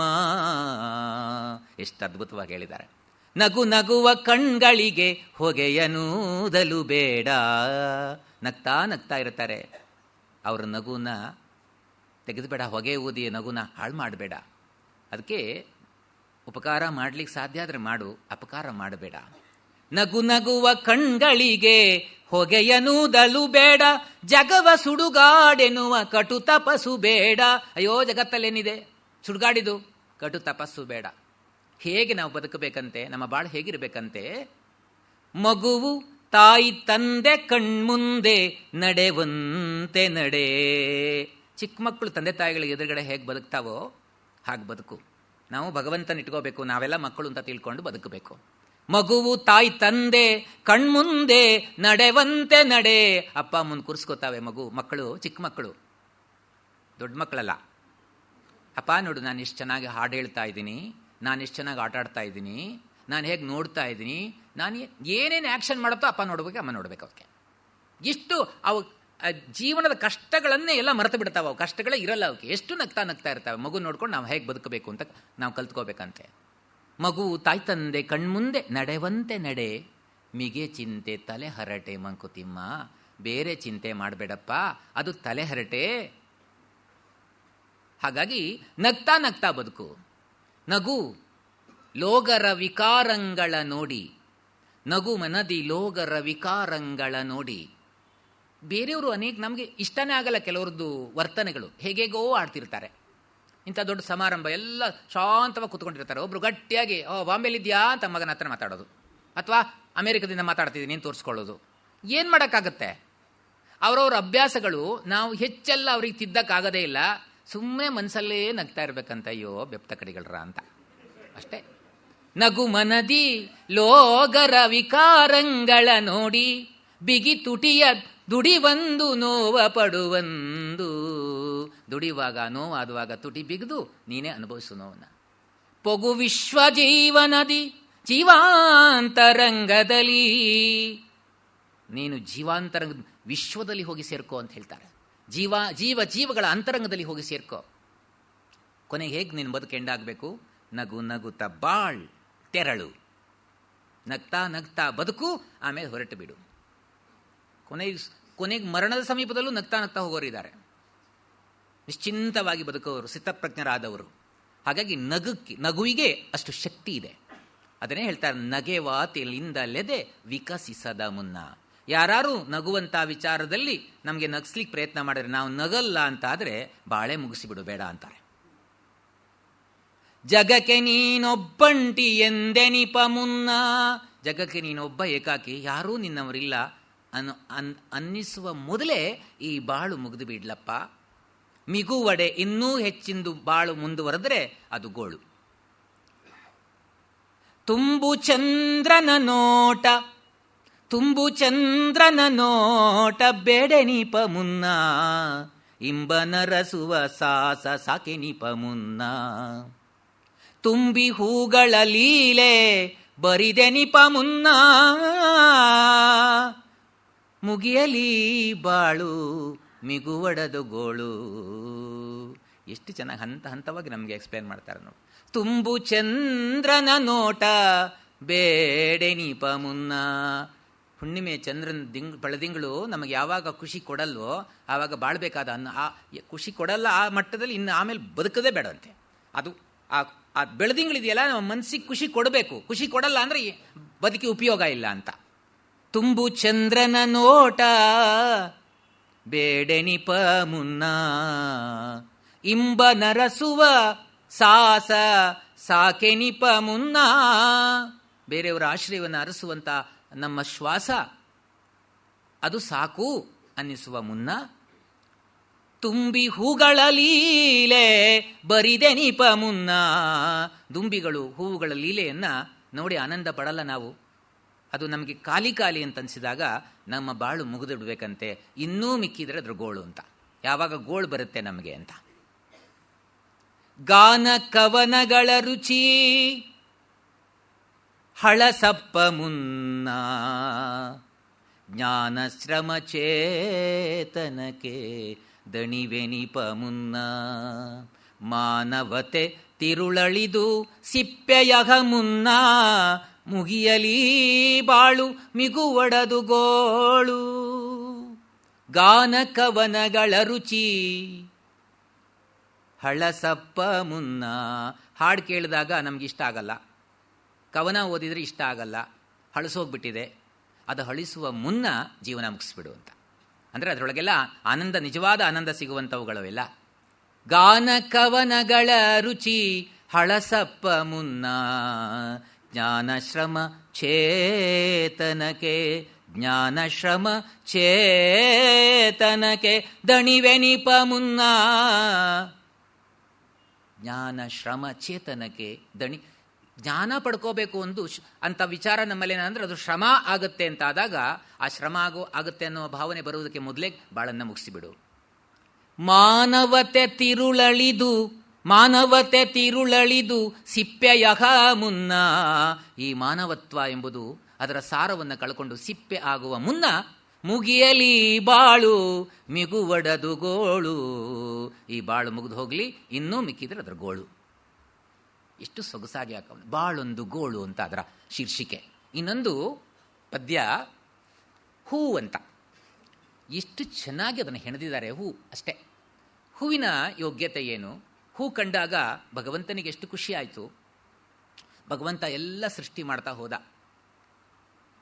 ಆದರೆ ಅವನಿಗೆ ಯಾವುದೂ ಇಷ್ಟ ಆಗಲಿಲ್ಲಂತೆ. ಕೊನೆಗೆ ಹೂವಿನಿಂದ ಅವನಿಗೆ ಇಷ್ಟ ಆಯ್ತಾ ಹೋಗ್ತಂತೆ. ಬೆಟ್ಟಗಳ ಕಟ್ಟಿದನು, ಕಡಲುಗಳ ನೆರಚಿದನು, ಮೆಚ್ಚಲಿಲ್ಲ ತುಟಿಯ ಬಿಚ್ಚಲಿಲ್ಲ. ಬೆಟ್ಟಗಳ ಕಟ್ಟಿದನು, ಕಡಲುಗಳ ನೆರಚಿದನು, ಮೆಚ್ಚಲಿಲ್ಲ ತುಟಿಯ ಬಿಚ್ಚಲಿಲ್ಲ. ಕಾಡುಗಳ ನಡೆಸಿದನು, ಮೋಡಗಳ ನಡೆಸಿದನು, ಮೆಚ್ಚಲಿಲ್ಲ ತುಟಿಯ ಬಿಚ್ಚಲಿಲ್ಲ. ಮಿಗಗಳೋಡಾಡಿದವು, ಖಗಕೀಟ ಪಾಡಿದವು, ಮೆಚ್ಚಲಿಲ್ಲ ತುಟಿಯ ಬಿಚ್ಚಲಿಲ್ಲ. ನರರು ಕುಣಿದಾಡಿದರು, ಚೀರಿದರು, ಹೋರಿದರು, ಮೆಚ್ಚಲಿಲ್ಲ ತುಟಿಯ ಬಿಚ್ಚಲಿಲ್ಲ. ಕಡೆಗೊಂದು ದಿನ ತಂದೆ ಕಡು ಚಿಂತೆಯಲ್ಲಿ ನಿಂದು ನಿರುಕಿಸಿದನು, ಕೃತಿಯ ಪರಿಕಿಸಿದನು. ಆಗಳೊಂದೆಳೆ ಬಳ್ಳಿ ತೂಗಿ ತಲೆಯನು ನಯದಿ, ಮೆರೆಯಿತೊಂದು ನನೆಯು ಬಿರೀತಂದು. ಕಂಡನದ ಜಗದ ದೊರೆ ಕೊಂಡಾಡಿದನು ಮಲರ, ಬಗ್ಗಿ ತೆಗೆದಂ ಮೂಸಿ ಹಿಗ್ಗಿನಲಿದಂ. ದೋಷವರಿಯದ ಮಗ್ಗು, ಆಶೆ ಇರಿಯದ ಹಿಗ್ಗು, ವಿಮಲ ಹಸಿತ ಅದುವೆ ವಿಪುಲ ಸುಕೃತ. ಹೂವಿನ ಬಗ್ಗೆ ಎಷ್ಟು ಒಂದೇ ಹೂವಿನ ಹೇಗೆ ತಗೊಂಡಿದ್ದಾರೆ ನೋಡಿ. ಹೂವು ಹಾಗಿರಬೇಕು. ಯಾಕೆಂದರೆ ವಜ್ರ ಕಠೋರವಾಗಿರುತ್ತೆ, ಶಾಶ್ವತವಾಗಿ ಉಳಿಯುತ್ತೆ ಅದು. ಆದರೆ ಹೂವು ಮೃದು. ಹೂವಿನ ಮೃದುತ್ವ ವಜ್ರಕ್ಕೆ ಬರಲಿಕ್ಕೆ ಸಾಧ್ಯ ಇಲ್ಲ. ಆದರೆ ಮೃದುತ್ವವಾದರೂ ಕೂಡ ಹೂವಿನ ಸುವಾಸನೆ ವಜ್ರಕ್ಕಿಲ್ಲ. ಆದ್ದರಿಂದ ತನ್ನ ಮೃದುತ್ವದಿಂದ, ಸುವಾಸನೆಯಿಂದ ಹೂವು ಭಗವಂತನ ತಲೆ ಮೇಲೆ ಹೋಗುತ್ತೆ. ವಜ್ರ ಏನಿದ್ರೂ ಹೃದಯದವರೆಗಿರುತ್ತೆ ಅಷ್ಟೇ. ಅದರ ಶಕ್ತಿ ಅಂಥದ್ದು. ಅದರಿಂದ ವಜ್ರ ಕಠೋರ, ಅದಕ್ಕೆ ಸುವಾಸನೆ ಇಲ್ಲ. ಹೂವಿಗಷ್ಟು ಮಹತ್ವ ಇದೆ. ಅದನ್ನೇ ಎಷ್ಟು ಜನ ಬೆಟ್ಟಗಳನ್ನು ರಚನೆ ಮಾಡಿದ್ನಂತೆ, ಖುಷಿ ಆಗಲಿಲ್ವಂತೆ. ಕಡಲುಗಳನ್ನೆಲ್ಲ ಎರಚಿದ ಅಂತ. ಈ ಕಡೆ ಎರಚಿದ ಅಂದರೆ ಎಲ್ಲ ಕಡಲಗಳನ್ನು ಸೃಷ್ಟಿ ಮಾಡ್ದ ಅಂತ. ಸೃಷ್ಟಿ ಆಗಲಿ, ಅವನಿಗೆ ಮೆಚ್ಚುಗೆ ಆಗಲಿಲ್ಲ, ಮಾತು ಆಡಲಿಲ್ಲಂತೆ. ಏನಿದು ಆಗಲಿಲ್ಲ ಅಂತ ಸೃಷ್ಟಿ ಬಗ್ಗೆ ಅವನಿಗೆ ಖುಷಿ ಆಗಲಿಲ್ಲ. ಆಮೇಲೆ ಕಾಡುಗಳನ್ನೆಲ್ಲ ನಡೆಸಿದ್ನಂತೆ. ಒಂದೇ ಸೃಷ್ಟಿ ಹಂತ ಹಂತ ಮಾಡ್ತಾ ಹೋದ. ಕಾಡುಗಳನ್ನು ನಡೆಸಿದ, ಮತ್ತು ಮೋಡಗಳನ್ನು ಚಲಿಸುವಂತೆ ಮಾಡ್ದ, ಮೆಚ್ಚೆಗಾಗಲಿಲ್ಲ, ತುಟಿ ಬಿಚ್ಚಲಿಲ್ಲ. ಇನ್ನು ಮೃಗಗಳನ್ನು ಸೃಷ್ಟಿ ಮಾಡ್ದ, ಅವು ಓಡಾಡಿದ್ವು. ಆಮೇಲೆ ಖಗ ಕೀಟ ಸೃಷ್ಟಿ ಮಾಡ್ದ, ಅವು ಹಾಡಿದ್ವು. ಇವರು ಓಡಾಟ, ಮೃಗಗಳ ಓಡಾಟ, ಖಗಗಳ ಹಾಡು ಯಾವುದು ಕೂಡ ಅವನಿಗೆ ಮೆಚ್ಚುಗೆ ಆಗಲಿಲ್ಲ, ಮಾತಾಡಕ್ಕೆ ಹೋಗಲಿಲ್ಲ. ಕಡೆಗೆ ಒಂದು ದಿವಸ ಚಿಂತೆ ಮಾಡ್ತಾ ಕೂತ್ಕೊಂಡಂತೆ ಅವನು. ಇಷ್ಟೆಲ್ಲ ಸೃಷ್ಟಿ ಮಾಡಿದೆ, ನಾನು ಮೆಚ್ಚುವ ಸೃಷ್ಟಿ ಮಾಡಲೇ ಇಲ್ವಲ್ಲ, ನನಗಿಷ್ಟ ಆಗೋದು ಸೃಷ್ಟಿಯನ್ನು ಅಂಥೇಳಿ ತನ್ನ ಕೃತಿಯನ್ನೇ ತಾನು ಪರೀಕ್ಷೆ ಮಾಡಿಕೊಂಡಂತೆ. ನಾನು ಮಾಡಿದ ಕೆಲಸ ಹೇಗಿದೆ ಅಂತ ನಾವು ನೋಡ್ಕೋಬೇಕಲ್ವಾ. ಅವನು ತನ್ನ ಕೆಲಸ ತಾನೇ ನೋಡ್ಕೊಂಡಂತೆ. ನಿರುಕಿಸಿದನು, ಕೃತಿಯ ಪರಿಕಿಸಿದನು. ಹೀಗೆ ಪರೀಕ್ಷೆ ಮಾಡುವಾಗ ಆಗಳೊಂದೆಳೆ ಬಳ್ಳಿ ತೂಗಿ ತಲೆಯನು ನಯದಿ. ಇದರೊಳಗೆ ಒಳಸತ್ವ ಎಷ್ಟಿದೆ. ಆಗ ಒಂದು ಎಳೆ ಬಳ್ಳಿ ತೂಗಿ ತಲೆಯನು ನಯದಿ ವಿನಯದಿಂದ ವರ್ತಿಸ್ತು. ಮನುಷ್ಯರನ್ನು ಸೃಷ್ಟಿ ಮಾಡ್ದ, ಕುಣಿದಾಡಿಬಿಟ್ರಂತೆ. ನಾನು ನಾನು ಈಗಲೂ ಕುಣಿದಾಡ್ತಿದ್ದಾರೆ, ಇನ್ನೂ ಜಾಸ್ತಿ ಕುಣಿದಾಡ್ತಾರ ನೋಡಿ. ಹೋರುವುದು, ಚೀರುವುದು. ಮನುಷ್ಯರು ಮಾಡುವ ಗಲಾಟೆ ಇನ್ಯಾವ ಪಕ್ಷಿ ಪ್ರಾಣಿಗಳು ಮಾಡಲ್ಲ. ಮನುಷ್ಯರು ಮಾಡುವಷ್ಟು ನಾಶನ ಇನ್ಯಾವ ಪಕ್ಷಿ ಪ್ರಾಣಿಗಳು ಮಾಡಲ್ಲ. ಚೀರಿದರು, ಹೋರಿದರು. ಇದರಿಂದ ಪೂರ್ತಿ ಸೃಷ್ಟಿಯ ಬಗ್ಗೆ ಜುಗುಪ್ಸೆ ಬಂದಿರಬೇಕು ಅವನಿಗೆ. ಅದಕ್ಕೆ ಇದೆಲ್ಲ ಮನುಷ್ಯನ ಸೃಷ್ಟಿ ಮಾಡಿದ ಮೇಲೆ ಅವನು ಯಾಕೆ ಸೃಷ್ಟಿ ಮಾಡ್ದ ಅಂದರೆ, ನನ್ನ ಜವಾಬ್ದಾರಿ ಕಡಿಮೆ ಆಗುತ್ತೆ ಅಂತ ಸೃಷ್ಟಿ ಮಾಡಿದ್ನಂತೆ. ಯಾಕೆಂದರೆ ಮನುಷ್ಯರಲ್ಲಿ ಆ ಭಗವಂತ ಇನ್ನೂ ವಿವೇಕಯುತವಾಗಿ ಕೂತ್ಕೊಂಡಿದ್ದಾನೆ. ಆ ವಿವೇಕವನ್ನು ಬೆಳೆದಿದ್ದಕ್ಕೆ ಮನುಷ್ಯರು ಬಳಸ್ತಾರೆ. ಹೀಗೆ ಎಲ್ಲ ಸೃಷ್ಟಿ ಮಾಡಿದ ಮೇಲೆ ಮನುಷ್ಯನಿಂದ ಅನುಕೂಲ ಆಗುತ್ತೆ ಅಂದರೆ ಅನಾನುಕೂಲಗಳೇ ಜಾಸ್ತಿ ಆದವಂತೆ. ಪಕ್ಷಿ ಪ್ರಾಣಿಗಳನ್ನು ಸೃಷ್ಟಿ ಮಾಡಿದಾಗ ಅವನಿಗೆ ಯಾವ ರೀತಿಯ ಬೇಸರ ಆಗಲಿಲ್ಲ. ಅವುಗಳದ್ದೇನು ಪಾಪ ಪ್ರಾಬ್ಲಮ್ ಏನಿಲ್ಲ, ಕಂಪ್ಲೇಂಟ್ ಏನಿಲ್ಲ, ಹೇಗಿರ್ತೋ ಹಾಗೆ ಬದುಕಿದ್ವು ಅವು. ಮನುಷ್ಯನ ಸೃಷ್ಟಿ ಮಾಡಿದ ಮೇಲೆ ಎಲ್ಲ ಕೊಡೋದೆಲ್ಲ ಕೊಟ್ಟಿದ್ದಾನೆ. ಪ್ರಾಣಿ ಪಕ್ಷಿಗಳಿಗೆ ಇನ್ನೂ ಅದು ಮಿಕ್ಕ ವಿಚಾರಗಳು ಸುಮಾರು, ವಿವೇಕ, ನಗು, ಮಾತು ಎಲ್ಲ ಕೊಟ್ಟಿದ್ದಾನೆ. ಆ ಸಂಪತ್ತು, ಅದ್ಭುತವಾದ ಸಂಪತ್ತು ಕೊಟ್ಟಿದ್ದಾನೆ. ಇನ್ನೂ ಸಾಲದು ಅಂತ ದೇವಸ್ಥಾನ ಕಟ್ಸಕ್ಕೆ ಶುರು ಮಾಡಿದ್ರು. ದೇವಸ್ಥಾನದಲ್ಲಿ ಆ ಮೂರ್ತಿ ಸ್ಥಾಪನೆ ಮಾಡಿ ಅದು ಕೊಡು ಇದು ಕೊಡು. ದೇವಸ್ಥಾನ ಹೇಳಿದ್ರೆ ಅದಕ್ಕಲ್ವಾ, ಅದು ಕೊಡು ಇದು ಕೊಡು ಅಂತ ನಮ್ಮ ಸಮಸ್ಯೆಗಳನ್ನು ಹೇಳ್ಕೊಂಡು ಅದು ಕೊಡು ಇದು ಕೊಡು ಕೇಳ್ತಾರೆ. ಎಲ್ಲ ಕೇಳ್ತಾರೆ. ನನಗೆ ದಿಕ್ಕೆಟ್ಟು ತಲೆ ಕೆಟ್ಟು ಓಡೋಗ್ಬೇಕು ಅಂತ ಅನಿಸ್ಬಿಟ್ಟಿದೆ ಅಂತ ದೇವತೆಗಳದ್ದೆಲ್ಲ ಒಂದು ಮೀಟಿಂಗ್ ಕರೆದ್ನಂತೆ. ಏನು ಸಲಹೆ ಕೊಡ್ತೀರಿ? ನನಗೆ ಓಡೋಗ್ಬೇಕು ಅಂತ ಅನಿಸುತ್ತೆ, ಮನುಷ್ಯನಿಂದ ತುಂಬ ಸಮಸ್ಯೆ ಆಗಿಬಿಟ್ಟಿದೆ. ಪ್ರಾಣಿ ಪಕ್ಷಿಗಳಿಂದ ಯಾವ ಸಮಸ್ಯೆಯೂ ಇಲ್ಲ, ಯಾವುದೂ ಕಂಪ್ಲೇಂಟ್ ಕೊಡಲಿಲ್ಲ. ಗುಬ್ಬಿ ಕರೆದು ಕೇಳಿದ್ನಂತೆ, ನೀನೇನು ಸ್ವರ್ಗಕ್ಕೆ ಬರ್ತೀಯಾ ಅಂತ.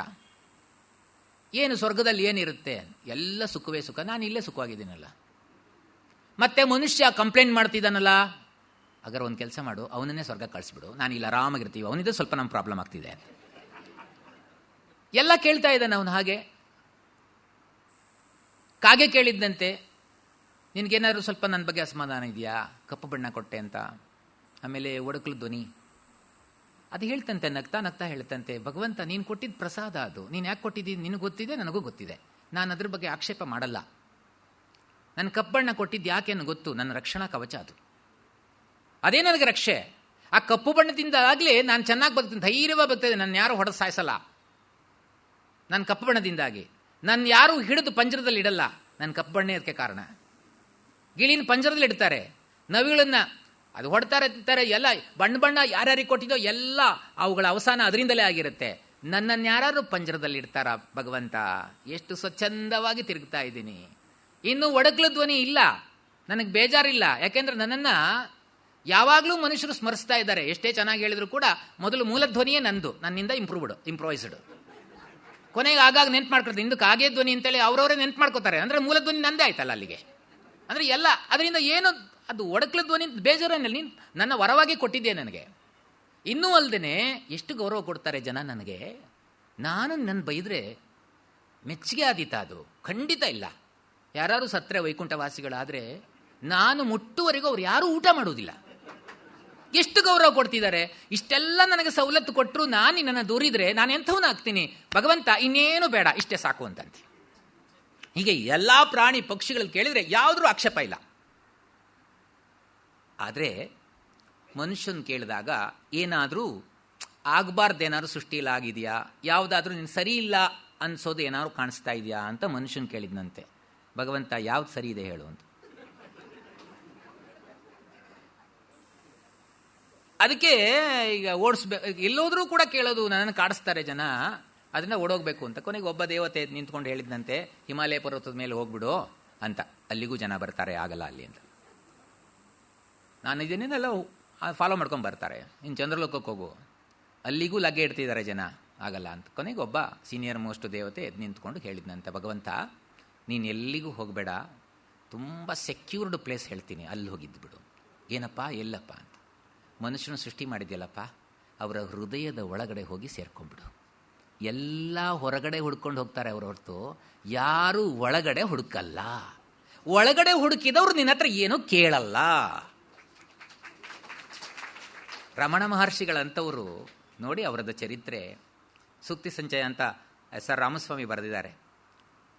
ಅದರೊಳಗೆ ಒಂದು ಕತೆ, ರಮಣ ಮಹರ್ಷಿಗಳ ಕತೆ ಅಲ್ಲಿ ನಡೆದದ್ದೇ. ಅಕಿಂಚನಸ್ಯ ದಾಂತಸ್ಯ ಶಾಂತಸ್ಯ ಸಮಚೇತಸಃ ಸದಾ ಸಂತುಷ್ಟ ಮನಸಃ ಸರ್ವಾಹ ಸುಖಮಯಾಹ ದಿಶಃ ಅಂತ ಒಂದು ಶ್ಲೋಕಕ್ಕೆ ವಿವರಣೆ ಕೊಟ್ಟಿದ್ದಾರೆ. ಎಷ್ಟು ಅಕಿಂಚನಸ್ಯ, ಒಂದೊಂದು ಪದಗಳು ನೋಡಿ, ನನ್ನದು ಅಂತ ಏನೂ ಇರಬಾರ್ದಂತೆ, ಅಂಥವನಿಗೆ ಸುಖ ಜಾಸ್ತಿ. ಯಾವ್ಯಾವುದು ನನ್ನದು ಮಾಡ್ತಾ ಹೊರ್ತೀವೋ ಎಲ್ಲ ದುಃಖ ಕೊಡೋವೆ, ಗೊತ್ತಿದೆ ನಮಗೆ. ನನ್ನದು ಬಂತೋ ಅದು ದುಃಖವೇ. ಅಕಿಂಚನಸ್ಯ, ನನ್ನದು ಅಂತ ಯಾವುದೂ ಇಲ್ಲ. ಅಕಿಂಚನಸ್ಯ ದಾಂತಸ್ಯ, ದಾಂತಸ್ಯ ಅಂದ್ರೆ ಎಲ್ಲ ಇಂದ್ರಿಯಗಳನ್ನ ನಿಗ್ರಹ ಮಾಡಿದವನು. ಶಾಂತಸ್ಯ, ಇಂದ್ರಿಯ ನಿಗ್ರಹ ಆಯಿತು ಅಂತ ಶಾಂತವಾಗಿರ್ತಾನ. ಸಮಚೇತಸಃ, ಸಮವಾದ ಮನಸ್ಸುಳ್ಳವನು, ಸುಖ ದುಃಖೇ ಸಮಯಕೃತ್ವ, ಸಮಸ್ಥಿತಿಯಲ್ಲಿರುವವನು. ಸದಾ ಸಂತುಷ್ಟ ಮನಸ್ಸಃ, ಯಾವತ್ತೂ ಅವರಿಗೆ ಅಸಂತುಷ್ಟಿ ಅಂತ ಇಲ್ಲವೇ ಇಲ್ಲ. ಅಂಥವರಿಗೆ ಎಲ್ಲ ದಿಕ್ಕುಗಳಿಂದಲೂ ಸುಖವೇ ಬರ್ತಾವಂತೆ. ಯಾವುದನ್ನು ಕಷ್ಟ ಅಂತ ಅವರು ಗಮನಿಸುವುದೇ ಇಲ್ವಲ್ಲ. ರಮಣ ಮಹರ್ಷಿಗಳು ಒಂದು ಮರದ ಬುಡದಲ್ಲಿ ಕೂತ್ಕೊಂಡು ಧ್ಯಾನ ಮಾಡ್ತಾ ಇದ್ರಂತೆ. ಮಾವಿನ ಮರನೋ ಏನೋ ಇರಬೇಕದು. ಎಲ್ಲ ಮರಗಳಲ್ಲೂ ಹಣ್ಣು ಬಿಟ್ಟುವಂತೆ. ಆ ಯಾವ ಮರದ ಬುಡದಲ್ಲಿ ಅವರು ತಪಸ್ ಮಾಡ್ತಾ ಇದ್ರು, ಧ್ಯಾನ ಮಾಡ್ತಿದ್ರು, ಅದೊಂದು ಬಿಡ್ಲೇ ಇಲ್ವಂತೆ.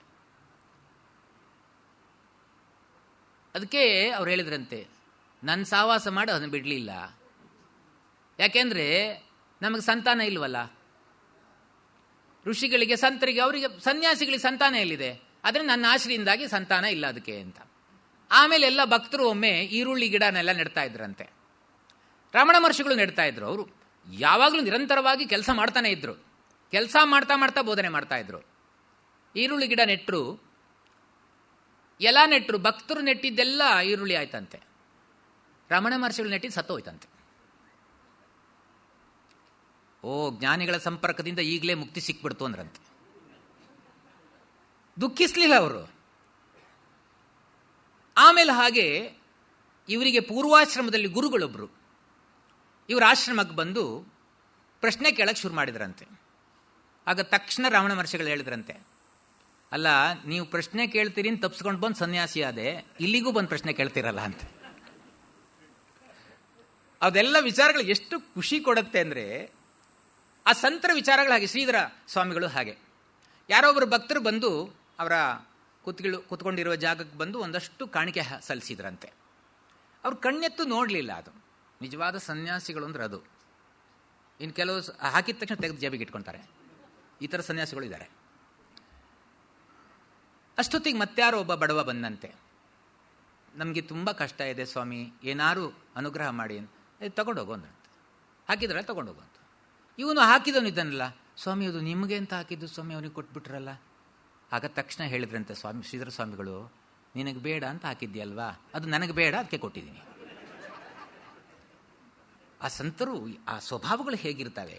ಅಕಿಂಚನಸ್ಯ ದಾಂತಸ್ಯ ಶಾಂತಸ್ಯ ಸಮಚೇತಸಃ ಸದಾ ಸಂತುಷ್ಟ ಮನಸಃ ಸರ್ವಾಹ ಸುಖಮಯಾಹ ದಿಶಃ.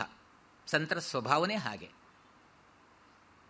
ಹಾಗಾಗಿ ಮನುಷ್ಯರ ಹೃದಯದಲ್ಲಿ ವಾಸ ಮಾಡು ಅಂತ ಸಲಹೆ ಕೊಟ್ಟ ತಕ್ಷಣ ಅದು ಭಗವಂತನಿಗೆ ಹೌದು ಅನಿಸ್ತಂತೆ. ನಾವೆಲ್ಲ ಹೊರಗಡೆ ಹುಡ್ಕೊಂಡು ಹೋಗೋದೇ ಜಾಸ್ತಿ ಅಲ್ವಾ. ಕಣ್ಣು ಕೊಟ್ಟ, ಒಳಗಡೆ ಕಣ್ಣು ತೆರಿ, ಅದಕ್ಕೆ ಸರ್ಕಸ್ ಮಾಡು ಅಂತ ಕಣ್ಣು ಕೊಟ್ಟಿರೋದು. ನಾವು ಹೊರಗಡೆ ನೋಡಿ ಮುಗಿಯುವುದೇ ಇಲ್ಲ ನಮಗೆ. ಕಣ್ಣು ಮಂಜು ಮಂಜು ಮಾಡ್ತಾನೆ. 40 ವರ್ಷ ಆದ ತಕ್ಷಣ ಸಾಕಪ್ಪ, ಇಂಡಿಕೇಶನ್ ಇದು, ಒಳಗಡೆ ನೋಡೋಕೆ ಶುರು ಮಾಡು, ಒಳಗಣ್ಣು ತೆರಿ ಅಂತ, ಬ್ರಹ್ಮಜ್ಞಾನ ನಿನಗುಂಟಾಗಲಿ ಅಂತ. ಡಾಕ್ಟರ್ ಹತ್ರ ಹೋಗಿ ಡಾಕ್ಟ್ರಿಗೆ ಫೀಸ್ ಕೊಟ್ಟು ಕನ್ನಡಕ ಚೇಂಜ್ ಮಾಡಿ 2 ವರ್ಷ 3 ವರ್ಷಕ್ಕೆ ಚೇಂಜ್ ಮಾಡ್ಕೊಳ್ತಾ ಹೋಗ್ತೀವಿ. ಕೊನೆ ಸಾಯುವವರೆಗೂ ಹೊರಗಡೆ ನೋಡಿ ಮುಗಿಯುವುದೇ ಇಲ್ಲ ನಮಗೆ. ಅವನು ಆದಷ್ಟು ನಮಗೆ ಸೂಚನೆ ಕೊಡ್ತಾ ಇದ್ದಾನೆ. ಕಣ್ಣು ಮಂಜಾಗುತ್ತೆ, ಕಿವಿ ಮಂದ ಆಗುತ್ತೆ, ಅದೆಲ್ಲ ಒಳ್ಳೇದೇ. ಕಾಗೆ ಎಣಿಸಿದಂಗೆ ಎಣಿಸಿದ್ರೆ ನೋಡಿ, ಯೋಚನೆ ಮಾಡಿ. ಕಿವಿ ಮಂದ ಆಯ್ತಪ್ಪ, 60 ವರ್ಷ 70 ವರ್ಷ ಆಯಿತು. ಮಕ್ಕಳು ಏನೇನೋ ಬೈತಿರ್ತಾರೆ, ಸೊಸೆಂದ್ರು ಬೈತಾ ಇರ್ತಾರೆ. ಮಂದ ಆಗಿಬಿಟ್ರೆ ಅವ್ರ ಬೈಗುಳ ಕೇಳಿಸೋದೇ ಇಲ್ವಾ. ಅದಕ್ಕೆ ಭಗವಂತ ಮಾಡಿದ್ದು, ಇನ್ನು ಒಳಗಡೆ ಕಣ್ಣು ತೆರಿ, ಹೊರಗಡೆ ಕೇಳಿಸ್ಕೊಳ್ಳೋದು ಬೇಡ ಅಂತ. ಮತ್ತು ಕಿವಿಗೊಳಗೆ ಮಿಷನ್ ಇಟ್ಕೊಂಡು ಹೊರಗಡೆ ಕೇಳೋದು ನಾವು ಅಡ್ಜಸ್ಟ್ ಆಗಿರ್ತೀವಿ. ಅದು ಒಳಗಡೆ ನೋಡ್ಬೇಕು. ಅದಕ್ಕೆ DVG ಎಷ್ಟು ಚೆನ್ನಾಗಿ ಹೇಳ್ತಾರೆ ಅದನ್ನು. ನಮ್ಮ ಭಗವಂತ ಇಲ್ಲಿ ಕಳಿಸಿದಾನಲ್ಲ, ಕಣ್ಣು ಮುಚ್ಚಾಲೆ ಆಟಕ್ಕೆ ಕಳಿಸಿದಾನಂತೆ. ಕಣ್ಣು ಮುಚ್ಚಿ ನಮ್ಮನ್ನಿಲ್ಲಿ ಕಳಿಸಿದಾನೆ, ನಮ್ಗೆ ಗೊತ್ತಾಗಲ್ಲ ಅದು ಕಣ್ಣು ಮುಚ್ಚಿದ್ದು. ಬನ್ನಿರಾಡುವ ಕಣ್ಣ ಮುಚ್ಚಾಲೆಯಾಟವನು ಎನ್ನ ನರಸಿರಿ ಬನ್ನಿ ಮಕ್ಕಳಿರ ಬೇಗ, ಬನ್ನಿರಾಟವ ಬೇಡವೆಂಬರನು ಬಿಡೆ ನಾನು ಎನ್ನುವಜ್ಜಿಯೋ ಬೊಮ್ಮ ಮಂಕುತಿಮ್ಮ. ಈ ಬದುಕೆಂಬುದು ಆಟ ಅಷ್ಟೇ. ಆಟದಲ್ಲಿ ಸೋಲು ಗೆಲುವು ಸರ್ವೇ ಸಾಮಾನ್ಯ. ಸೋತಾಗ ಕುಗ್ಗಬೇಕಾದ ಅಗತ್ಯ ಇಲ್ಲ, ಗೆದ್ದಾಗ ಹಿಗ್ಗಬೇಕಾದ ಅಗತ್ಯ ಇಲ್ಲ. ಇದು ಜಸ್ಟ್ ಆಟ ಅಷ್ಟೇ.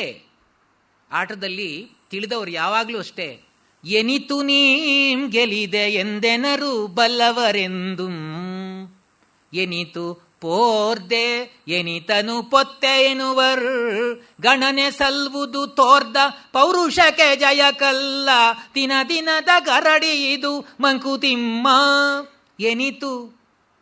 ಎನಿತು ಗೆಲಿದೆ ಎಂದೆನರು ಬಲ್ಲವರೆಂದು. ತಿಳಿದವರು ಯಾವಾಗಲೂ ಕೂಡ ಯಾವುದೇ ಆಟ ಆಡಿ ಬಂದಿರಲಿ, ಎಷ್ಟು ಗೆದ್ದೆ ಆಟ ಅಂತ ಕೇಳಲ್ಲಂತೆ. ಆಟದಲ್ಲಿ ಎಷ್ಟು ಗೆದ್ದೆ ಅಂದರೆ ಸರಿ ಇಲ್ಲ ಅಂತ ನಾವು. ಆಟದಲ್ಲಿ ಎಷ್ಟು ಹೋರಾಡಿದೆ ಅಂತ ಕೇಳಬೇಕಂತೆ. ಹೋರಾಟ ಇಲ್ಲದೆ ಜಯ ಪಡ್ಕೊಂಡ್ಬಂದಿರ್ತಾರೆ ಕೆಲವರು. ಏನೂ ದುಡಿಮೆ ಮಾಡದೆ ಮೈ ಬೆವರು ಇಳಿಸಿದೇನೆ ದುಡ್ಡು ಒಳಗೆ ಹಾಕೊಂಡ್ಬಂದಿರ್ತಾರಲ್ಲ, ಅವ್ರ ಹತ್ರ ಎಷ್ಟು ದುಡ್ದೆ ಅಂತ ಕೇಳಿದ್ರೆ ಅದಕ್ಕೆ ಅರ್ಥ ಇದೆಯಾ, ಎಷ್ಟು ಹೊಡೆದೆ ಅಂತ ಕೇಳಬೇಕು. ಎನಿತು ನೀಂ ಗೆಲಿದೆ ಎಂದೆನರು ಬಲ್ಲವರೆಂದು, ಎನಿತು ಪೋರ್ದೆ ಎನಿತನು ಪೊತ್ತೆ ಎನ್ನುವರ್. ಎಷ್ಟು ಹೋರಾಡಿದೆ, ಎಷ್ಟು ಜವಾಬ್ದಾರಿ ತಗೊಂಡೆ ಜೀವನದಲ್ಲಿ ಅಂತ ಬಲ್ಲವರು ಕೇಳ್ತಾರಂತೆ. ನಾವು ಹಾಗೆ ಕೇಳಬೇಕು. ನಾವೇನಾರು ಕ್ರಿಕೆಟ್ ಟೀಮೋ ಯಾವುದೋ ಬಂದಿರುತ್ತಲ್ಲ, ಸೋತ್ಕೊಂಡು ಬಂದರೆ ಅವರು ವೆಲ್ಕಮ್ಮೇ ಬೇರೆ ನಮ್ದು. ಅದು ಮೊನ್ನೆ ಯಾವಾಗಲೂ ಸೋತಾಗ ನಾನು ನೋಡಿದ್ದು, ವಾಟ್ಸಪ್ಪಲ್ಲಿ ಬಂದಿತ್ತಲ್ಲ, ಒಂದು ತಾಮ್ರದ ಚೆಂಬಿಗೆ ಕಪ್ ಅಂತ ಬರೋದು ಎಲ್ಲರಿಗೂ ಕಳಿಸಿದ್ರು. ಗೆದ್ದಿದ್ರೆ ಏನು ಒಳ್ಳೆ ರಾಜಾದಿ ರಾಜ, ಹೊಗಳೋದು. ಇದು ಬಲ್ಲವರ ಲಕ್ಷಣ ಅಲ್ಲ ಅಂತ DVG ನೋಡಿ. ಆ ಸೋಲನ್ನ ಗೆಲುವನ್ನ ತಗೊಳ್ಳುವ ರೀತಿ ಎನಿತು ನೀಂ ಗೆಲಿದೆ ಎಂದೆನರು ಬಲ್ಲವರೆಂದು ಎನಿತು ಪೋರ್ದೆ ಎನಿತನು ಪೊತ್ತೆ ಎನ್ನುವರ್ ಗಣನೆ ಸಲ್ವುದು ತೋರ್ದ ಪೌರುಷಕ್ಕೆ ಜಯ ಕಲ್ಲ ದಿನ ದಿನದ ಗರಡಿಯಿದು ಮಂಕುತಿಮ್ಮ. ಲೆಕ್ಕ ಸಿಗೋದು ನೀನು ಮಾಡಿದ ಹೋರಾಟಕ್ಕೆ ಹೊರತು ಜಯಕ್ಕಲ್ಲ. ದಿನ ದಿನದ ಜೀವನದ ರೀತಿ ನೀತಿಗಳು ಹೀಗಿರಬೇಕು. ನಾವು ಆಡ್ತಾ ಹೋಗಬೇಕು. ಎಷ್ಟು ಚೆನ್ನಾಗಿ ಆಟನ ಕಣ್ಣು ಮುಚ್ಚಾಲೆ ಆಟಕ್ಕೆ ನಮ್ಮನ್ನೆಲ್ಲ ಕಳಿಸಿದ್ದಾನೆ. ಬ್ರಹ್ಮ ಭಗವಂತ ಸೃಷ್ಟಿಕರ್ತ ಅಜ್ಜಿ ಪಾತ್ರ, ಅಜ್ಜಿ ಕಣ್ಣು ಮುಚ್ಚಾಲೆ ಆಡಿಸ್ತಾರಲ್ಲ ಮಕ್ಕಳನ್ನ, ಹಾಗೆ ಅವನ ಅಜ್ಜಿ ನಮ್ಗೆ ಕಣ್ಣು ಮುಚ್ಚಿ ಕಟ್ಟಿದ್ದಾನೆ, ಕಳಿಸಿದ್ದಾನೆ. ಯಾಕೆ ಅಂತ ಅಜ್ಜಿ ಹುಡುಕ್ಬೇಕಲ್ವಾ? ಹಾಗೆ ನಾವು ಅಜ್ಜಿನ ಹುಡುಕ್ಬೇಕು. ನಾವು ಇಲ್ಲಿ ಯಾವ್ಯಾವುದೋ ಹುಡ್ಕೊಂಡು ಹೋಗ್ತೀವಿ. ಬನ್ನಿರಾಡುವ ಕಣ್ಣ ಮುಚ್ಚಾಲೆಯಾಟವನು ಎನ್ನ ನರಸಿರಿ ಬನ್ನಿ ಮಕ್ಕಳಿರ ಬೇಗ. ಬನ್ನಿ ಹುಡುಕಿ ನಮ್ಮನ ಅಂತ ಅವನು ಕಣ್ಣು ಮುಚ್ಚಿ ಕಳಿಸಿದಾನಂತೆ. ಬನ್ನಿರಾಟವ ಬೇಡವೆಂಬರನು ಬಿಡೆ ನಾನು. ಆಟ ಬೇಡ ಅನ್ನೋರನ್ನ ಯಾವತ್ತೂ ನಾನು ಬಿಡಲ್ಲ, ಆಡಿಸಿಯೇ ಸಿದ್ಧ. ಜೀವನದ ಆಟದಲ್ಲಿ ಯಾರು ಕೂತ್ಕೊಳ್ಳೋದಿದೆಯಾ? ಸುಮ್ಮನೆ ಸಾವಿನ ಶಯ್ಯ ಮೇಲೆ ಮಲಗಿದ್ರೂ ಕೂಡ ಈ ಜೀವನದಲ್ಲಿ ಸ್ವಲ್ಪ ಆಡಬೇಕು ಅಂತಿರುತ್ತೆ. ಮುದುಕ ಸಾಯು ಕಡೆ ಕಾಲಕ್ಕೆ ಸಾಯ್ತಾ ಇದ್ದ, ಡಾಕ್ಟ್ರನ್ನ ಕರೆಸಿದ್ರಂತೆ, ಚೆಕ್ ಮಾಡಿದ್ರು, ಇದು ಬದುಕಲ್ಲ ಮುದುಕ, ಇನ್ನೊಂದು 15 ನಿಮಿಷ 20 ನಿಮಿಷ ಬದುಕುತ್ತೆ, ಏನಾರು ಅಲ್ಲ ಕೊನೆ ಆಸೆ ಇದ್ದರೆ ಕೇಳ್ಕೊಂಡ್ಬಿಡಿ ಅಂತ ಮಕ್ಕಳಿಗೆ ಹೇಳಿದ್ರು. ಡಾಕ್ಟ್ರು ಹೋದರು. ಏನು ಕೊನೆ ಆಸೆ ಅಂತ ಕೇಳಿದ್ರೆ ಆ ಡಾಕ್ಟ್ರು ಏನಂದವ, ಮೊದಲು ಅವನನ್ನು ಬದಲು ಮಾಡು, ಪರಿವರ್ತನೆ ಮಾಡಿ ಬೇರೆ ಡಾಕ್ಟ್ರನ್ನ ಕರೆಸು, ಇನ್ನೂ ಬದುಕುವ ಆಸೆ. ಆಮೇಲೆ ದೀಪ ಜೋರಾಗಿ ಉಳಿತಾ ಇದ್ದ 4-5 ಟ್ಯೂಬ್ಲೈಟ್ ಹಾಕಕ್ಕೆ ಒಂದು ಆಫ್ ಮಾಡು ಅಂತ ಇವರೇ ಎದ್ಕೊಂಡು ಆಫ್ ಮಾಡ್ಕೊಂಡು ಹೋಗ್ತಾ ಇದ್ದಾರೆ. ಆ ಟ್ಯೂಬ್ಲೈಟ್ ಬಗ್ಗೆ ಕಾಳಜಿ. ಅಂದರೆ ಈ ಆಟ ಯಾವತ್ತೂ ಕೂಡ ನಿಲ್ಲುವುದಿಲ್ಲ, ಉಸಿರು ನಿಂತ ಮೇಲೆ ಆಟ ನಿಲ್ಲೋದು.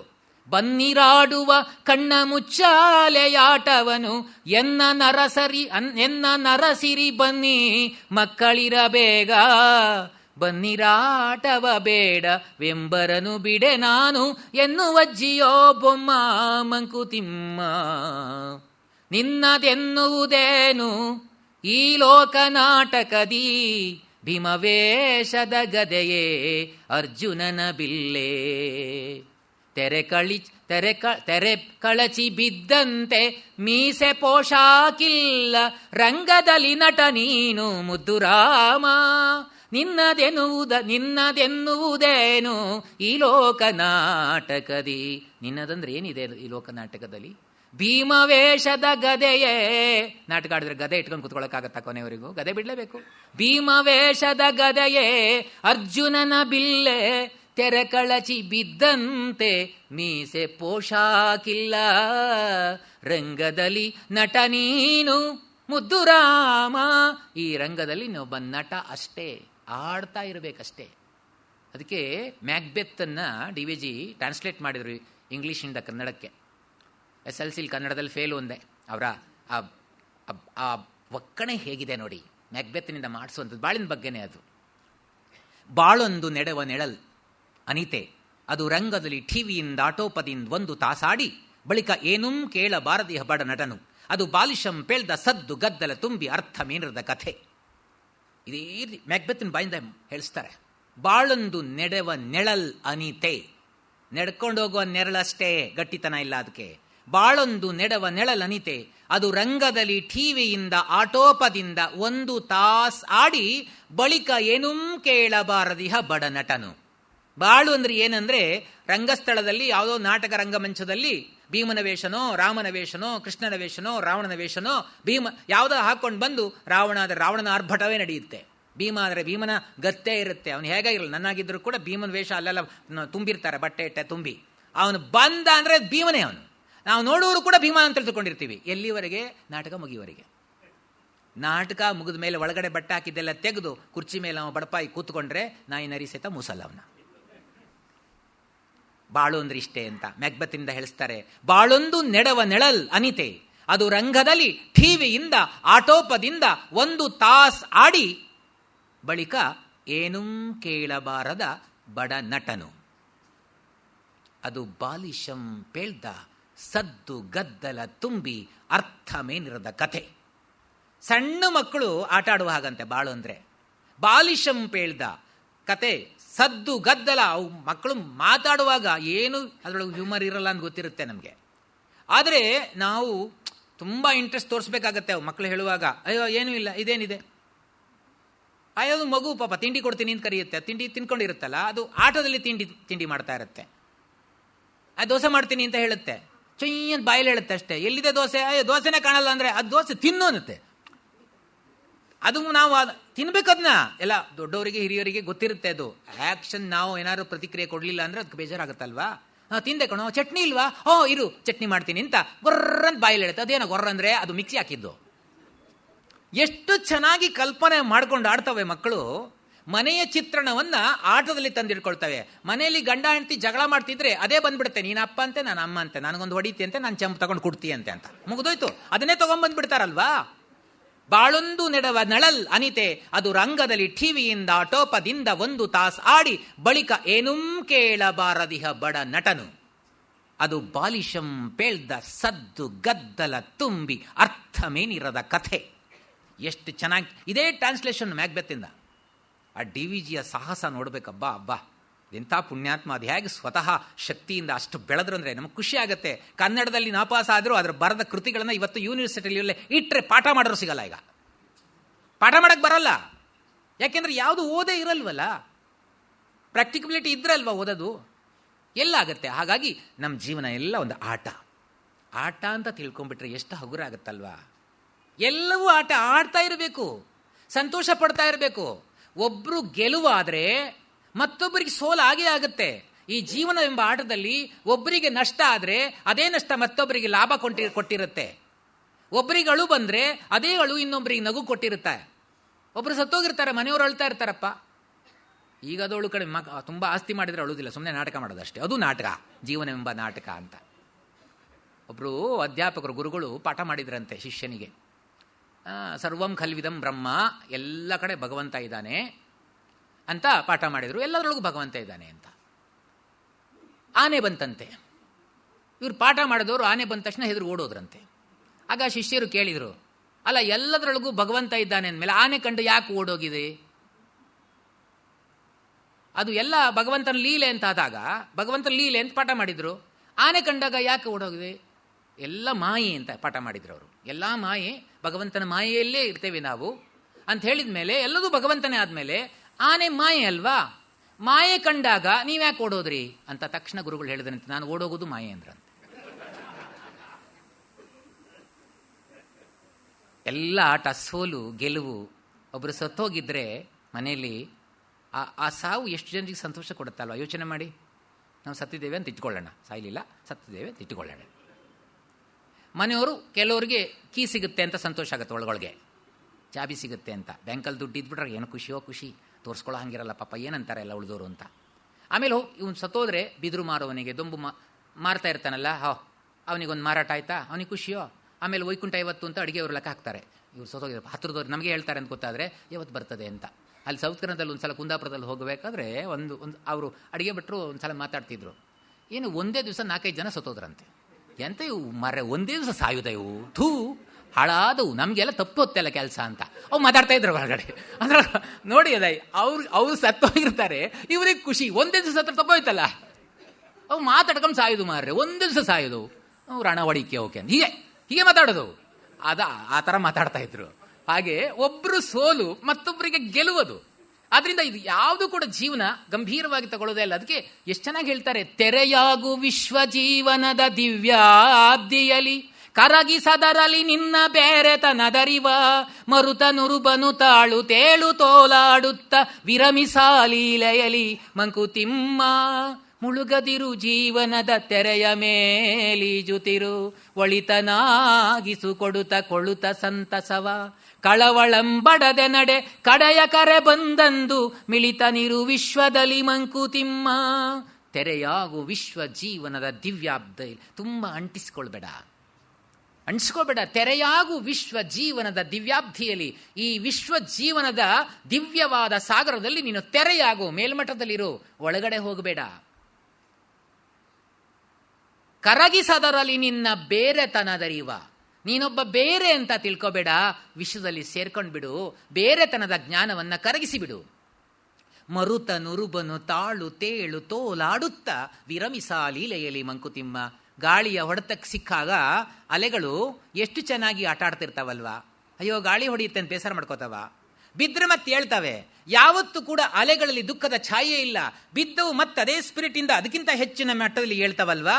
ಆ ಮರುತ ನುರುಬನು ತಾಳುತ್ತಾ, ಈ ಗಾಳಿಯ ಹೊಡೆತವನ್ನ ತಾಳಿಕೊಳ್ಳುತ್ತಾ, ಏಳುತ್ತಾ ಮತ್ತೆ ಏಳುತ್ತಾ, ಓಲಾಡುತ್ತಾ, ಡ್ಯಾನ್ಸ್ ಮಾಡುತ್ತಾ, ವಿರಮಿಸ ಲೀಲೆಯಲ್ಲಿ ಮಂಕುತಿಮ್ಮ. ಈ ಭಗವಂತನ ಲೀಲೆಯಲ್ಲಿ ನೀನು ಆನಂದದಿಂದ ಕಾಲ ಕಳೆ. ಮುಳುಗದಿರು ಜೀವನದ ತೆರೆಯ ಮೇಲಿಜುತ್ತಿರು. ಮುಳುಗಬೇಡ, ತೆರೆ ಮೇಲೆ ಇಜ್ತಿರು. ಒಳಿತನಾಗಿಸು ಕೊಡುತ್ತ ಸಂತಸವ. ಬೇರೆಯವ್ರಿಗೆ ಸಂತೋಷ ಕೊಟ್ಟು ನೀನು ಸಂತೋಷ ಪಡ್ಕೋ. ಇದು ನಿಜವಾದ ಸಂತೋಷದ ಅನುಭವ. ನಾನೊಬ್ಬನೇ ಸಂತೋಷ ಪಡ್ತೀನಿ ಅಂದ್ರೆ ಸಂತೋಷ ಅಲ್ಲ. ಮುಳುಗದಿರು ಜೀವನದ ತೆರೆಯ ಮೇಲಿಜುತ್ತಿರು. ಒಳಿತನಾಗಿಸು ಕೊಡುತ್ತ ಸಂತಸವ. ಕಳವಳಂ ಬಡದೆ ನಡೆ ಕಡೆಯ ಕರೆ ಬಂದಂದು. ಕೊನೆ ಕರೆ ಬಂತೋ ದುಃಖಿಸ್ಬೇಡ, ಹೊರಟು ಬಿಡು. ಅಲ್ಲಿವರೆಗೆ ವಿಶ್ವದಲ್ಲಿ ಬೆರೆತು ಬಾಳು. ಎಲ್ಲರ ಜೊತೆಗೆ ಸೇರ್ಕೊಂಡು ಬದುಕುತ್ತಿದೆಯಲ್ಲ, ನಮ್ಮ ಬಾಳಿನ ದುಃಖಗಳೆಲ್ಲ ಹಗುರ ಆಗ್ತಾವಂತೆ. ನಾವೇನೋ ದೊಡ್ಡ ಶ್ರೀಮಂತಿಕೆಯ ಬಾಳನ್ನು ಬದುಕ್ತೇವೆ ಅಂತ ಒಬ್ಬಂಟಿ ಜೀವನವನ್ನು ನಾವು ಬದುಕ್ತೇವೆ. ಅದು ನಿಜವಾದ ಬದುಕಲ್ಲ. ಎಲ್ಲರ ಜೊತೆ ಸೇರ್ಕೋ. ಏನೂ ಇಲ್ಲ ಆ ಬಾಳಿನಲ್ಲಿ. ಏನು ಹೊಡೆಯೋದು ಆಟ ಅಂತ ಹೇಳಿದಾಗೆ ಮರಳಮನಿ ಕಗ್ಗದಲ್ಲಿ ಹೇಳ್ತಾರೆ, ಬೆತ್ತಲೆಯ ನೀಂ ಬಂದೆ ಬೆತ್ತಲೆಯ ನೀಂ ಪೋಪೆ. ವಸ್ತ್ರವೇಷಗಳೆಲ್ಲ ಬರಿದೆ 4 ದಿನ. ಚಟ್ಟಕ್ಕೆ ನಿನ್ನ ನೇರಿಪ ಮುನ್ನ ನೀನಾಗಿ ಕಿತ್ತೆಸೆಯೋ ಕಂತೆಗಳ ಮರುಳ ಮುನಿಯ. ಬರುವಾಗ ಬೆತ್ತಲೆ, ಹೋಗುವಾಗ ಬತ್ತಲೆ. ಈ ವಸ್ತ್ರ ವೇಷ ಅಲಂಕಾರ ಎಲ್ಲ 4 ದಿನ ಮಾತ್ರ. ಇದಕ್ಕೆ ಯಾಕೆ ಹೋರಾಡ್ತೀಯ, ಹಾರಾಡ್ತೀಯ, ಚೀರಾಡ್ತೀಯ? ಬೆತ್ತಲೆಯ ನೀಂ ಬಂದೆ ಬೆತ್ತಲೆಯ ನೀಂ ಪೋಪೆ. ವಸ್ತ್ರ ವೇಷಗಳೆಲ್ಲ ಬರಿದೆ 4 ದಿನ. ಚಟ್ಟಕ್ಕೆ ನಿನ್ನ ನೇರಿಪ ಮುನ್ನ ನೀನಾಗಿ ಕಿತ್ತೆಸೆಯೋ ಕಂತೆಗಳ ಮಂಕುತಿಮ್ಮ. ನೀನಾಗೆ ಈ ಅಂಟನ್ನು ಬಿಟ್ಟು ಬದುಕಕ್ಕೆ ಯೋಚನೆ ಮಾಡು. ನಾವು ಹೆಚ್ಚಿನ ಅಂಟುಗಳನ್ನು ಬಿಟ್ಟಾಗೂ ಸಂತೋಷದ ವ್ಯಾಪ್ತಿ ಜಾಸ್ತಿ ಆಗ್ತಾ ಹೋಗುತ್ತೆ. ಹೆಚ್ಚೆಚ್ಚು ಹಚ್ಕೊಂಡ ಅಷ್ಟಕ್ಕೂ ಕೂಡ ಅದರ ಆಪಾಲಿನ ದುಃಖ ಜಾಸ್ತಿ ಆಗ್ತಾ ಹೋಗುತ್ತೆ. ಮಮತ್ವ ಕೃಷೀಕರಣ ಅಂತ ಭಗವದ್ಭಕ್ತಿಯನ್ನು ಹೆಚ್ಚಿಸ್ಕೋಬೇಕಾದ್ರೆ ಒಂದಷ್ಟು ಅಂಶಗಳನ್ನು ಡಿ.ವಿ.ಜಿ ಹೇಳ್ತಾರೆ. ಒಂದು, ಭಗವಂತನ ಮಹಿಮೆಯ ಸ್ಮರಣೆ ಮಾಡ್ತಾ ಇರಬೇಕಂತೆ. ಭಕ್ತಿಯ ಮೊದಲನೇ ಲಕ್ಷಣ. ಅವನು ದೊಡ್ಡವನು ಅಂತ ತಿಳ್ಕೋಬೇಕಾಗುತ್ತೆ. ನಾವು ನಂಬಿಕೆ ಇಲ್ಲ ಅಂದರೆ ನಾವೇನೂ ಇಲ್ವೇ ಇಲ್ಲ. ಅಸನ್ನೇವ ಸಭವತಿ ಅಸದ್ಬ್ರಹ್ಮೇತಿ ವೇದ ಚೇತ್ ಅಸ್ತಿ ಬ್ರಹ್ಮೇತಿ ಚೇದ್ವೇದ ಸಂತಮೇನಂ ತಥೋ ವಿದುಹು. ಉಪನಿಷತ್ ಹೇಳುತ್ತಲ್ಲ, ಯಾರು ಭಗವಂತ ಇಲ್ಲ ಅಂತ ಹೇಳ್ತಾರೋ ಅವನೇ ಇಲ್ಲ ಆಗಿಬಿಡ್ತಾನಂತೆ. ತಾಯಿಯನ್ನ ಅಲ್ಲಗಳದವರು ತನ್ನನ್ನೇ ಅಲ್ಲಗಳದಂತೆ. ಅಸನ್ನೇವ ಸಭವತಿ ಅಸದ್ ಬ್ರಹ್ಮೇತಿ ವೇದ ಚೇತ್. ಭಗವಂತ ಇಲ್ಲ ಅಂತ ಹೇಳಿದರೆ ಅವನೇ ಇಲ್ಲ ಅಂತ ಅರ್ಥ ಅಂತೆ. ಅಸ್ತಿ ಬ್ರಹ್ಮೇತಿ ಚೇದ್ವೇದ, ಭಗವಂತ ಇದ್ದಾನೆ ಅಂತ ಯಾರು ತಿಳಿದ್ರೆ ಸಂತಮೇನಂ ತಥೋ ವಿದುಹು, ಅವನು ಇದ್ದಾನೆ ಅಂತ ತಿಳಿದವರು ಹೇಳ್ತಾರೆ. ಭಗವಂತನ ಅಸ್ತಿತ್ವವನ್ನು ನಂಬ್ಕೋಬೇಕು. ಅದು ಭಕ್ತಿಯ ಪ್ರಥಮ ಸೋಪಾನ. ಅದು ಭಗವಂತನ ಮಹಿಮೆಯ ಸ್ಮರಣೆ. ಆಮೇಲೆ ಎರಡನೆಯದು, ಭಕ್ತಿ ಪರಿಪೂರ್ಣ ಆಗಬೇಕಾದ್ರೆ ಸ್ವಾಹಂಕಾರ ನಿರ್ಯಾಸ. ಅಂದರೆ ನನ್ನ ಅಹಂಕಾರ, ನಾನು ಭಾವ ಇದೆಯಲ್ಲ, ಆ ನಾನು ಭಾವವನ್ನು ದೂರ ಮಾಡಬೇಕು, ಅಹಂಕಾರವನ್ನು ಪರಿತ್ಯಾಗ ಮಾಡಬೇಕು. ಇನ್ನೊಂದು ಮಮತ್ವ ಕೃಷೀಕರಣ ಅಂತ ಹೇಳ್ತಾರೆ. ಡಿ.ವಿ.ಜಿಯ ಬಳಕೆ ಮಾಡಿದ ಶಬ್ದ ಅದು. ನನ್ನದು ಅನ್ನೋದನ್ನು ಕೃಷ ಮಾಡ್ಕೋಬೇಕಂತೆ. ನನ್ನದು ಆದಷ್ಟು ಕಡಿಮೆ ಮಾಡ್ಕೊಂಡು, ನನಗೆ ಸೇರಿದ್ದು ಅಂತ ಸ್ವಲ್ಪ ತುಂಬ ಕಡಿಮೆ ಮಾಡಿದರೆ, ಒಂದು 10 ಕಡೆ ಬೆಂಗಳೂರಿನಲ್ಲಿ ಮನೆ ಸೈಟು ಎಲ್ಲ ಇದ್ದರೆ ಅವರು ಶಾಂತವಾಗಿ ಬದುಕೋಕ್ಕಾಗತ್ತಾ? ಯೋಚನೆ ಮಾಡಿ. ಇನ್ಯಾರೋ ರೋಡಿಗಳು ಬಂದು ಆಕ್ಯುಪೈ ಮಾಡ್ತಾರೆ, ಆ ಕೋರ್ಟಿಗೆ ಎಳಿಬೇಕು. ಯಾಕೆ ಬೇಕು? ನಮಗೆ ಬೇಕಾದ ಒಂದು ಸಣ್ಣ ಮನೆ ಕಟ್ಕೊಂಡು ಆರಾಮಾಗಿದ್ದಪ್ಪ, ತಲೆ ಬಿಸಿ ಇಲ್ಲ. ಅಲ್ಲಿಗೆ ಹೋಗೋದು ಇಲ್ಲಿಗೆ ಹೋಗೋದು ಎಷ್ಟು ಕಷ್ಟ ಅದು. ಅದರಿಂದ ಮಮತ್ವ ಕೃಷೀಕರಣ ಅದು ಭಕ್ತಿಯ ಮತ್ತೊಂದು ರೂಪ. ಆಮೇಲೆ ಸ್ವಶಕ್ತಿ ಸ್ವಭಾವಗಳ ಪರಾರ್ಥ ವಿನಿಯೋಗ ಅಂತ ಹೇಳ್ತಾರೆ. ನನಗೆ ಭಗವಂತ ಏನು ಶಕ್ತಿ ಕೊಟ್ಟಿದ್ದಾನೋ, ಏನು ಗುಣ ಕೊಟ್ಟಿದ್ದಾನೋ, ಅದು ನನಗಾಗಿ ಅಲ್ಲ, ಬೇರೆಯವರಿಗೆ ಉಪಯೋಗ ಆಗಲಿಕ್ಕೆ ಅಂತ ತಿಳ್ಕೊಂಡು ಆ ರೀತಿಯ ವಿನಿಯೋಗ ಮಾಡಿದರೆ ಅದು ನಿಜವಾದ ಭಕ್ತಿ ಆಗತ್ತೆ. ಇಲ್ಲದ್ರೆ ಎಲ್ಲ ಭುಕ್ತಿಯೇ, ಅದು ಎಲ್ಲ ಸ್ವಾಹ. ಭಕ್ತಿ ಬೇರೆ, ಭುಕ್ತಿ ಬೇರೆ. ಹಾಗಾಗಿ ಇದೆಲ್ಲ ನಮ್ಮ ಜೀವನದಲ್ಲಿ ಆಟ. ಇದು ಬನ್ನಿ ಮಕ್ಕಳೇ, ನಿಮ್ಮನ್ನ ಕಣ್ಣು ಕಟ್ಟು ಬಿಟ್ಟಿದ್ದೀನಿ, ಆ ಕಣ್ಣನ್ನು ಬಿಡಿಸ್ಕೊಂಡು ನನ್ನ ಹುಡುಕ್ ಬನ್ನಿ. ನಮ್ಮ ಜೀವನದ ಪರಮ ಲಕ್ಷ್ಯ ಏನು ಅಂದರೆ ಭಗವಂತನನ್ನು ಕಾಣೋದು. ಆ ಭಗವಂತನ ಕಾಣಕ್ಕೆ ಈ ಆರ್ಡಿನರಿ ಕಣ್ಣುಗಳು ಸಾಕಾಗಲ್ಲ. ಮಂದಾಕ್ಷಿ ನಮಗಿಹುದು ಬಲುದೂರ ಸಾಗದದು, ಸಂಧೆ ಮಸಿಕಿನೊಳಿಹುದು ಜೀವನದ ಪಥವು. ಒಂದು ಮೆಟಕದು ಕೈಗೆ ಏನೋ ಕಣ್ಕೆಣಕುವುದು, ಸಂಧಿಯವೇ ನಮ್ಮ ಗತಿ ಮಂಕುತಿಮ್ಮ. ನಮಗಿರೋದಿದೆಯಲ್ಲ ಮಂದಾಕ್ಷಿ. ನಾವು ಕಣ್ಣು ಚೆನ್ನಾಗಿದೆ ಅಂತ ಏನು ಚೆನ್ನಾಗಿದ್ರೂ ಕೆಲವಷ್ಟು ಕಾಣಕ್ಕೆ ಸಾಧ್ಯನೇ ಇಲ್ಲ ನಮಗೆ. ಈ ಕಣ್ಣನ್ನು ಉಪಯೋಗಿಸ್ಕೊಂಡು ಪ್ರಪಂಚದ ಅನುಭವದಲ್ಲಿ ಪಾಕವನ್ನು ಪಡೆದು ಒಳಗಣ್ಣನ್ನು ತೆರೆಯುವ ಪ್ರಯತ್ನ ಮಾಡ್ಕೋ. ಆ ಪ್ರಜ್ಞೆ ಇದೆಯಲ್ಲ, ಒಳಪ್ರಜ್ಞೆ, ಅದನ್ನು ತೆರೆಸು, ವಿವೇಕವನ್ನು ತೆರೆಸ್ಕೋ. ಆ ವಿವೇಕ ಎಂಬ ಕಣ್ಣಿನಿಂದ ಮಾತ್ರ ಭಗವಂತನನ್ನು ಕಾಣಲಿಕ್ಕೆ ಸಾಧ್ಯ ಆಗುತ್ತೆ. ಭಗವಂತ ನಮಗೆಷ್ಟು ಅದ್ಭುತವಾದ ವರವನ್ನು ಕೊಟ್ಟಿದ್ದಾನೆ, ವಿವೇಕ ಎಂಬುದು. ಆ ವಿವೇಕದಿಂದ ನಮ್ಮ ಜೀವನವನ್ನು ಶೋಧಿಸ್ಕೊಳ್ತಾ ಇರಬೇಕಂತೆ. ಬುದ್ಧಿ ಪ್ರಕಾಶದಿಂದಂತರನುಭವ ಶೋಧೆ ಸಿದ್ಧವಾ ಶೋಧೆಯಿಂ ಸತ್ಯ ಸಂವೀಕ್ಷೆ ಶುದ್ಧ ಸತ್ಯವ ಜೀವಿತ ಪ್ರಶ್ನೆಗನ್ವಯಿಪ ಪದ್ಧತಿಯ ಧರ್ಮವೆಲೋ ಮಂಕುತಿಮ್ಮ. ಧರ್ಮದ ಸಂಕ್ಷಿಪ್ತ ವ್ಯಾಖ್ಯೆಯನ್ನು ಕೊಡ್ತಾರೆ ಡಿ.ವಿ.ಜಿ. ಪದ್ಯದಲ್ಲಿ. ಬುದ್ಧಿ ಪ್ರಕಾಶದಿಂದ ಅಂತರನುಭವ ಶೋಧೆ. ನಮಗೆ ಬುದ್ಧಿ ಕೊಟ್ಟಿದ್ದಾನಲ್ಲ, ವಿವೇಕ ಕೊಟ್ಟಿದ್ದಾನಲ್ಲ, ಆ ವಿವೇಕದ ಪ್ರಕಾಶದಿಂದ, ಬೆಳಕಿನಿಂದ ಒಳಗಡೆ ಶೋಧನೆ ಮಾಡ್ಕೋಬೇಕಂತೆ. ನಮ್ಮ ಬುದ್ಧಿ ಕೊಟ್ಟಿದ್ದನ್ನ ಹೊರಗಡೆ ಬರೇ ತಿನ್ನೋದಕ್ಕೆ ಹೊಡೆಯೋದಕ್ಕೆ ಉಪಯೋಗಿಸ್ಕೊಂಡ್ರೆ, ನೋಡಿ ಎಷ್ಟು ಚೆನ್ನಾಗಿ ಉಪಯೋಗಿಸ್ತಾರೆ ಬುದ್ಧಿ. ಭಗವಂತ ಎಷ್ಟು ಚೆನ್ನಾಗಿ ಕೊಟ್ಟಿದ್ದಾನೆ. ಯಾವ್ಯಾವ ಫೈಲನ್ನು ಹೇಗೆ ತಡೆ ಹಿಡಿಬೇಕು ಅಂತ ಬುದ್ಧಿ ಉಪಯೋಗಿಸ್ತಾರೆ, ಎಷ್ಟು ದಿವಸ ಇಡಬೇಕು ಅಂತ. ಹಾಗೆ ನಾ ಕಸ್ತೂರಿಯವರು ನಮ್ಮ ರಾಜ್ಯದಲ್ಲಿ ಕೆಲಸ ಮಾಡಿ ರಿಟೈರ್ ಆದ್ರಂತೆ. 1 ವರ್ಷ ಆದರೂ ಕೂಡ ಅವರಿಗೆ ಪೆನ್ಷನ್ ಸೆಟ್ಲ್ ಆಗಲಿಲ್ಲ. ಉಪಕುಲಪತಿಗಳಿಗೆ ಹೋಗಿ ಕೂತ್ಕೊಂಡ್ರಂತೆ. ನಾನೊಂದು ಯೋಜನೆ ಹಾಕ್ಕೊಂಡಿದ್ದೀನಿ, 1 ವರ್ಷ ಆದರೂ ಬರಲಿಲ್ಲ. ಅದಕ್ಕೆ ನಾಳೆಯಿಂದ ಒಂದು ಪೇಪರಲ್ಲಿ ಸ್ಟೇಟ್ಮೆಂಟ್ ಕೊಡ್ತೀನಿ, ನನ್ನ ವಿದ್ಯಾರ್ಥಿಗಳಿದ್ದಾರಲ್ಲ ಅವರಿಗೆಲ್ಲ ಸ್ವಲ್ಪ ಸಾಲ ಕೊಟ್ಟಿರಿ ಅಂತ ಇದು ಕೊಡ್ತೀನಿ, ಆಮೇಲೆ ನೀವು ಕೊಟ್ಟ ಮೇಲೆ ಅವ್ರಿಗೆ ತೀರಿಸ್ಕೋತೀನಿ ಅಂತ ಹೇಳಿದ್ರಂತೆ. ತಕ್ಷಣ ಸ್ಯಾಂಕ್ಷನ್ ಮಾಡಿದ್ರಂತೆ. ಆ ಫೈಲ್ ಬಿಲ್ಡಪ್ ಮಾಡೋದು ಎಷ್ಟು ಬುದ್ಧಿವಂತೆ, ಯಾರಿಗೂ ಸಾಧ್ಯ, ಅಷ್ಟು ಚಾಣಾಕ್ಷತನ ಆಗೋದು, ಹೊಳೆಯಕ್ಕೆ ಸಾಧ್ಯ ಇಲ್ಲ. ಈ ಬುದ್ಧಿಯ ಪ್ರಕಾಶದಿಂದ ಒಳಶೋಧನೆ ಮಾಡು ಅಂದರೆ ಹೊರಗಡೆ ಶೋಧನೆ ಮಾಡ್ಲಿಕ್ಕೆ ಹೊರಟಿದ್ದೀವಿ ನಾವು. ಬುದ್ಧಿ ಪ್ರಕಾಶದಿಂದಂತರನುಭವ ಶೋಧೆ ಸಿದ್ಧವಾ ಶೋಧೆಯಿಂ ಸತ್ಯ ಸಂವೀಕ್ಷೆ. ಆ ಶೋಧನೆ ಮಾಡಿದಾಗ ಸತ್ಯದ ದರ್ಶನ ಆಗುತ್ತಂತೆ. ಯಾವುದು ಸತ್ಯ, ಯಾವುದು ನಿತ್ಯ, ಯಾವುದು ಅಸತ್ಯ, ಯಾವುದು ಅನಿತ್ಯ ಅಂತ ವಿವೇಕವನ್ನು ಹರಿಸಿದಾಗ ನಮಗೆ ಗೊತ್ತಾಗುತ್ತೆ. ವಿವೇಕವನ್ನು ಉಪಯೋಗಿಸಿಲ್ಲ ಅಂದರೆ ನಾವೇ ಸತ್ಯ, ನಾನೇ ಪರ್ಮನೆಂಟಾಗಿ ಇಲ್ಲಿರ್ತೀನಿ ಅಂತ ತಿಳ್ಕೊಂಡಿರ್ತೀವಿ ನಾವಷ್ಟೇ. ಬುದ್ಧಿ ಪ್ರಕಾಶದಿಂದಂತರನುಭವ ಶೋಧೆ ಸಿದ್ಧವಾ ಶೋಧೆಯಿಂ ಸತ್ಯ ಸಂವೀಕ್ಷೆ ಶುದ್ಧ ಸತ್ಯವ ಜೀವಿತ ಪ್ರಶ್ನೆಗನ್ವಯಿಪ ಪದ್ಧತಿಯ ಧರ್ಮವೆಲೋ ಮಂಕುತಿಮ್ಮ. ಧರ್ಮ ಎಷ್ಟು ಚೆನ್ನಾಗಿ ವ್ಯಾಖ್ಯಾನ ಮಾಡ್ತಾರೆ. ಶುದ್ಧ ಸತ್ಯವನ್ನು ಕಂಡುಹಿಡ್ಕೋಬೇಕಂತೆ ನಾವು. ಆ ಶುದ್ಧ ಸತ್ಯವನ್ನು ಸಂಶೋಧನೆ ಮಾಡಿ ಕಂಡು ಹಿಡ್ಕೊಂಡ ಮೇಲೆ ನಮ್ಮ ಜೀವನಕ್ಕೆ ಅದನ್ನು ಅಪ್ಲೈ ಮಾಡ್ಕೋಬೇಕು, ಅನ್ವಯಿಸಿಕೊಳ್ಬೇಕು. ಶುದ್ಧ ಸತ್ಯವ ಜೀವಿತ ಪ್ರಶ್ನೆಗೆ ಅನ್ವಯಿಪ ಪದ್ಧತಿಯೇ ಧರ್ಮ. ಇನ್ನು ಬೇರೆ ಧರ್ಮ ಅಲ್ಲ. ಆ ವಿವೇಕವನ್ನು ಚೆನ್ನಾಗಿ ನಾವು ಉಪಯೋಗಿಸ್ಕೋಬೇಕು.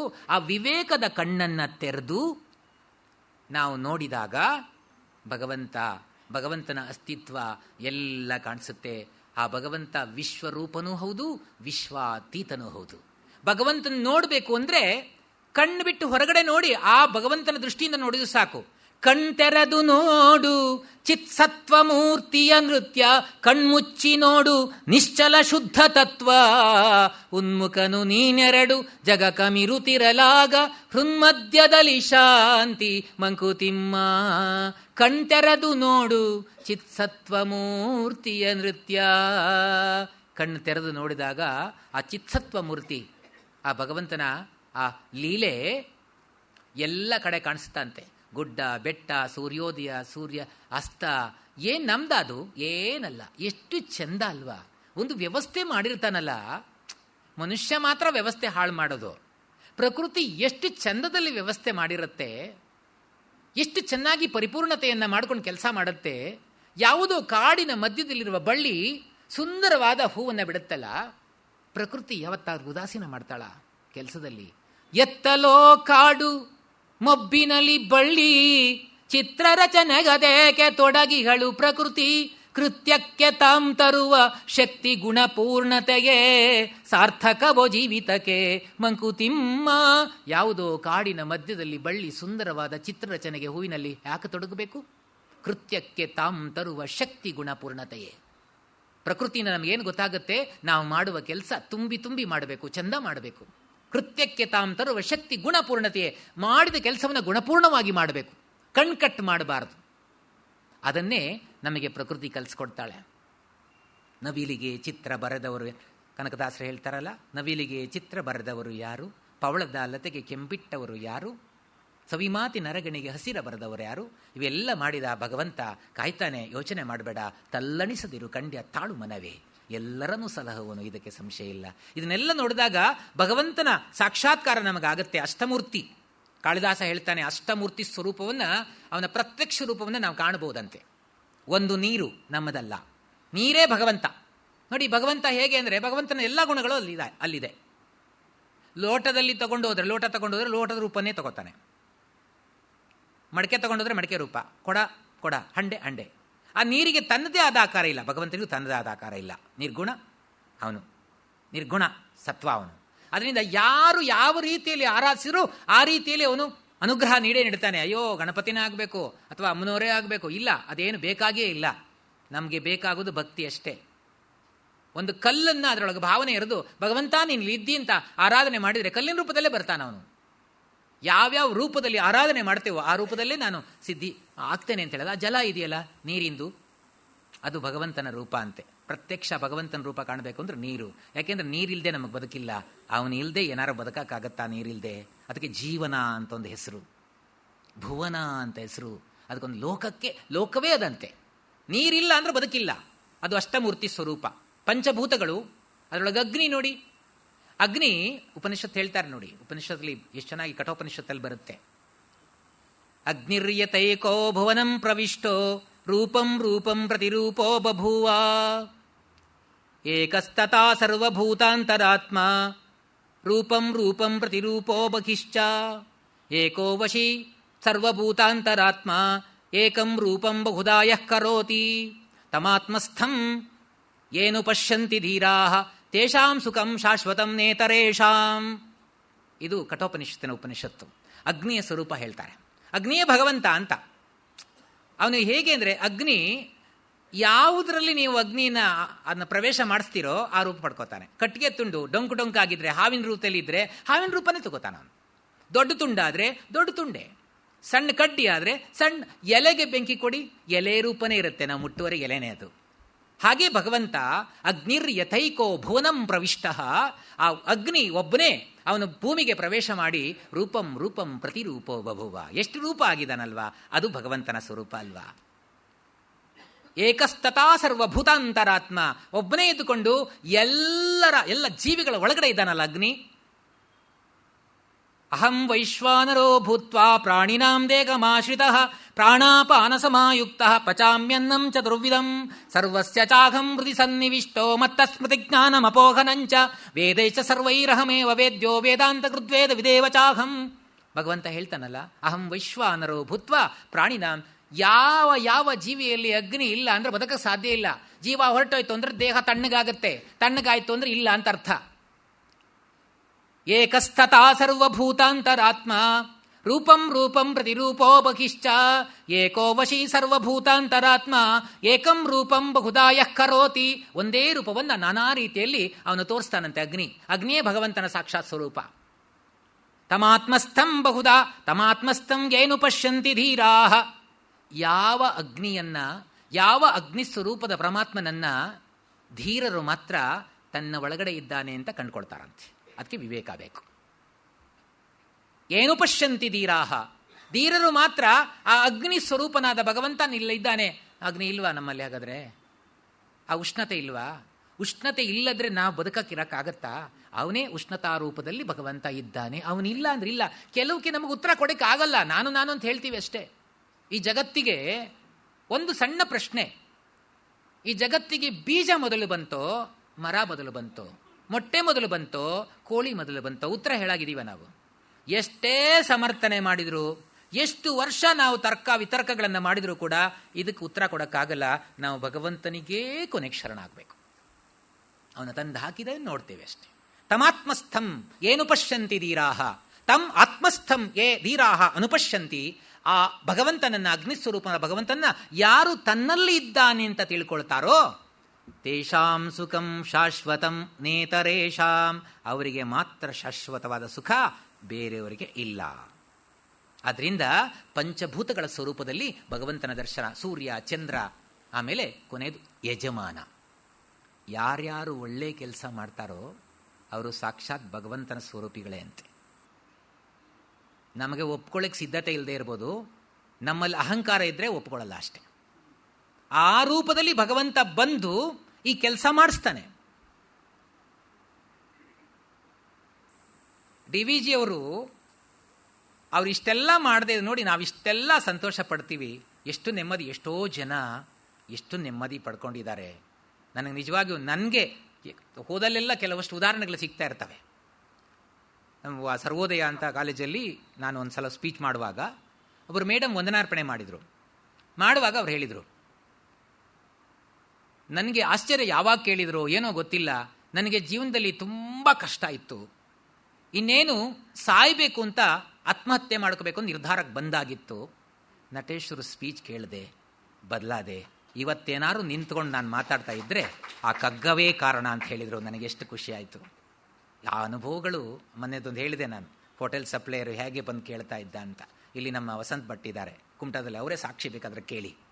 ಅಲ್ಲಿ ಒಬ್ಬ ರದ್ದಿ ಮಾರುವವ, ಈಶ್ವರ ಅಂತ ಅವನ ಹೆಸರು. ರದ್ದಿ ಮಾರುವವ ಒಂದು ಯಾವುದೋ ಒಂದು ಆಫೀಸಲ್ಲಿ ಲೈಬ್ರರಿಯಲ್ಲೂ ಒಂದು ಅಟೆಂಡರ್ ಆಗಿದ್ದಂತೆ. ಒಂದು ಟೋಪಿ ಹಾಕ್ಕೊಂಡು, ಒಂದು ಹಳೇ ಜುಬ್ಬ ಪೈಜಾನ ಹಾಕ್ಕೊಂಡು ಹಿಂದೆ ಬಂದು ಕೂತ್ಕೊಳ್ಳೋನು. ಒಂದು 5 ದಿವಸ ಅಲ್ಲಿ ಮಾಡಿಸಿದ್ದೆ ಕುಮಟಾದಲ್ಲಿ. ಅವ್ರು ಬಂದು ಕೂತ್ಕೊಂಡು ಹಾಗೆ ಎಷ್ಟು ಖುಷಿಯಾಗಿ ಬಂದು ಕೂತ್ಕೊಂಡು ಹೋಗ್ತಾ ಇದ್ದ. ಆಮೇಲೆ 2ನೇ ದಿವಸ ಅಲ್ಲ, ಸುಮಾರು 250 ಜನ 300 ಜನ ಇದ್ದಾರೆ. ಅವನು ರದ್ದಿ ಮಾರುವವನು 1-2 ಕಿತ್ಲೆ ಹಣ್ಣು, 1 ಸೇಬು ಹಣ್ಣು ತಂದು ನನ್ನ ಹತ್ರಕ್ಕಿಟ್ಟು ಕೈ ಮುಗಿದು ಹಾಗೆ ಹೋಗ್ತಾ ಇದ್ದ.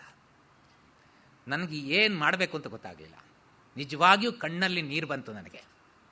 ಕೊನೇ ದಿವಸ ಅವನು ಕರೆಸಿ ನನಗೆ ಹಾಕಿದ ಶಾಲನ್ನೇ ಅವ್ರಿಗೆ ಹಾಕಿದ. ಆವಾಗ ಭಟ್ರು ಹೇಳ್ತಾ ಇದ್ರು, ವಸಂತ್ ಭಟ್ರು, ಅವನು ಅದನ್ನು ಹೊದ್ಕೊಳ್ಳಲ್ಲ, ಪೂಜೆಗಿಡ್ತಾನೆ ಅಂತ. ಕೇಳಿ ಹೌದಾ ಅಲ್ವಾ ಅಂತ. ಇದು ಯಾವುದು ಕೂಡ ಎಲ್ಲ ನನಗೆ ಜನ ಕೊಟ್ಟಿರೋದು ಆ ಪ್ರೀತಿ. ಅದೂ ಅಲ್ಲದೆ ಏನೂ ಅಕ್ಷರ ಗೊತ್ತಿಲ್ಲದಿದ್ದವರು ಸಾಮಾನ್ಯರು ಕೂಡ ಇದನ್ನು ಕೇಳಿ ಎಷ್ಟು ಖುಷಿ ಪಡ್ತಾರೆ. ಖುಷಿ ಆಗುತ್ತೆ. ಮೊನ್ನೆ ಮೈಸೂರಲ್ಲಿ ಹೋದಾಗಲೂ ಹಾಗೆ ಶಂಕರ ಜಯಂತಿ ಕರೆದಿದ್ರು. ಸುಮ್ಮನೆ ತಿರ್ತಾನೆ ಇರ್ತೇನೆ, ಇದೇ ಉದ್ಯೋಗ ನನಗೆ. ಅವರೇ ಹೇಳ್ಬಿಡ್ತಾರೆ DVG, ಜೋಳಿಗೆಯ ಪಿಡಿದು ನೀನೂರಿನೂರಿಗೆ ಅಲೆದು ಹೇಳುತ್ತ ಹಾಡುಗಳ ಭಾರಗಳ ಮರೆತೋ ಬೀಳು ಮೇಲುಗಳೆಣಿಕೆಯಿಂ ಮನವನಲುಗಿಸದೆ ಬಾಳ ನಡೆಸುವುದೆಂದೋ ಮಂಕುತಿಮ್ಮ. ಅವರೇ ಕೇಳಿದ್ದಾರೆ, ನನ್ನ ಅಪಾಯಿಂಟ್ ಮಾಡ್ಕೊಂಡಿದ್ದಾರೆ. ಅದಕ್ಕೆ ತಿರುಗ್ತಾನೆ ಇರ್ತೀನಿ. ಅವರೇ ಕೊಡೋದು ಶಕ್ತಿ ಅದು ನನಗೆ. ಮತ್ತಿಲ್ಲದ್ರೆ 61 ವರ್ಷ ಆಯಿತು ಇನ್ನೂ ಕೂಡ ಓಡಾಡ್ತಿದ್ದೀನಿ ಅಂದರೆ ನನಗೆ ಆಶ್ಚರ್ಯ. ಅವ್ರ ಶಕ್ತಿ ತುಂಬಿದ್ದಕ್ಕೆ ನಾನು ಓಡಾಡ್ತಿದ್ದೀನಿ ಅಷ್ಟೇ. ಇಲ್ಲದ್ರೆ ಒಂದು ಕಡೆ ಮೂಲೆಯಲ್ಲಿ ಕೂತ್ಕೊಳ್ಳೋದೆ.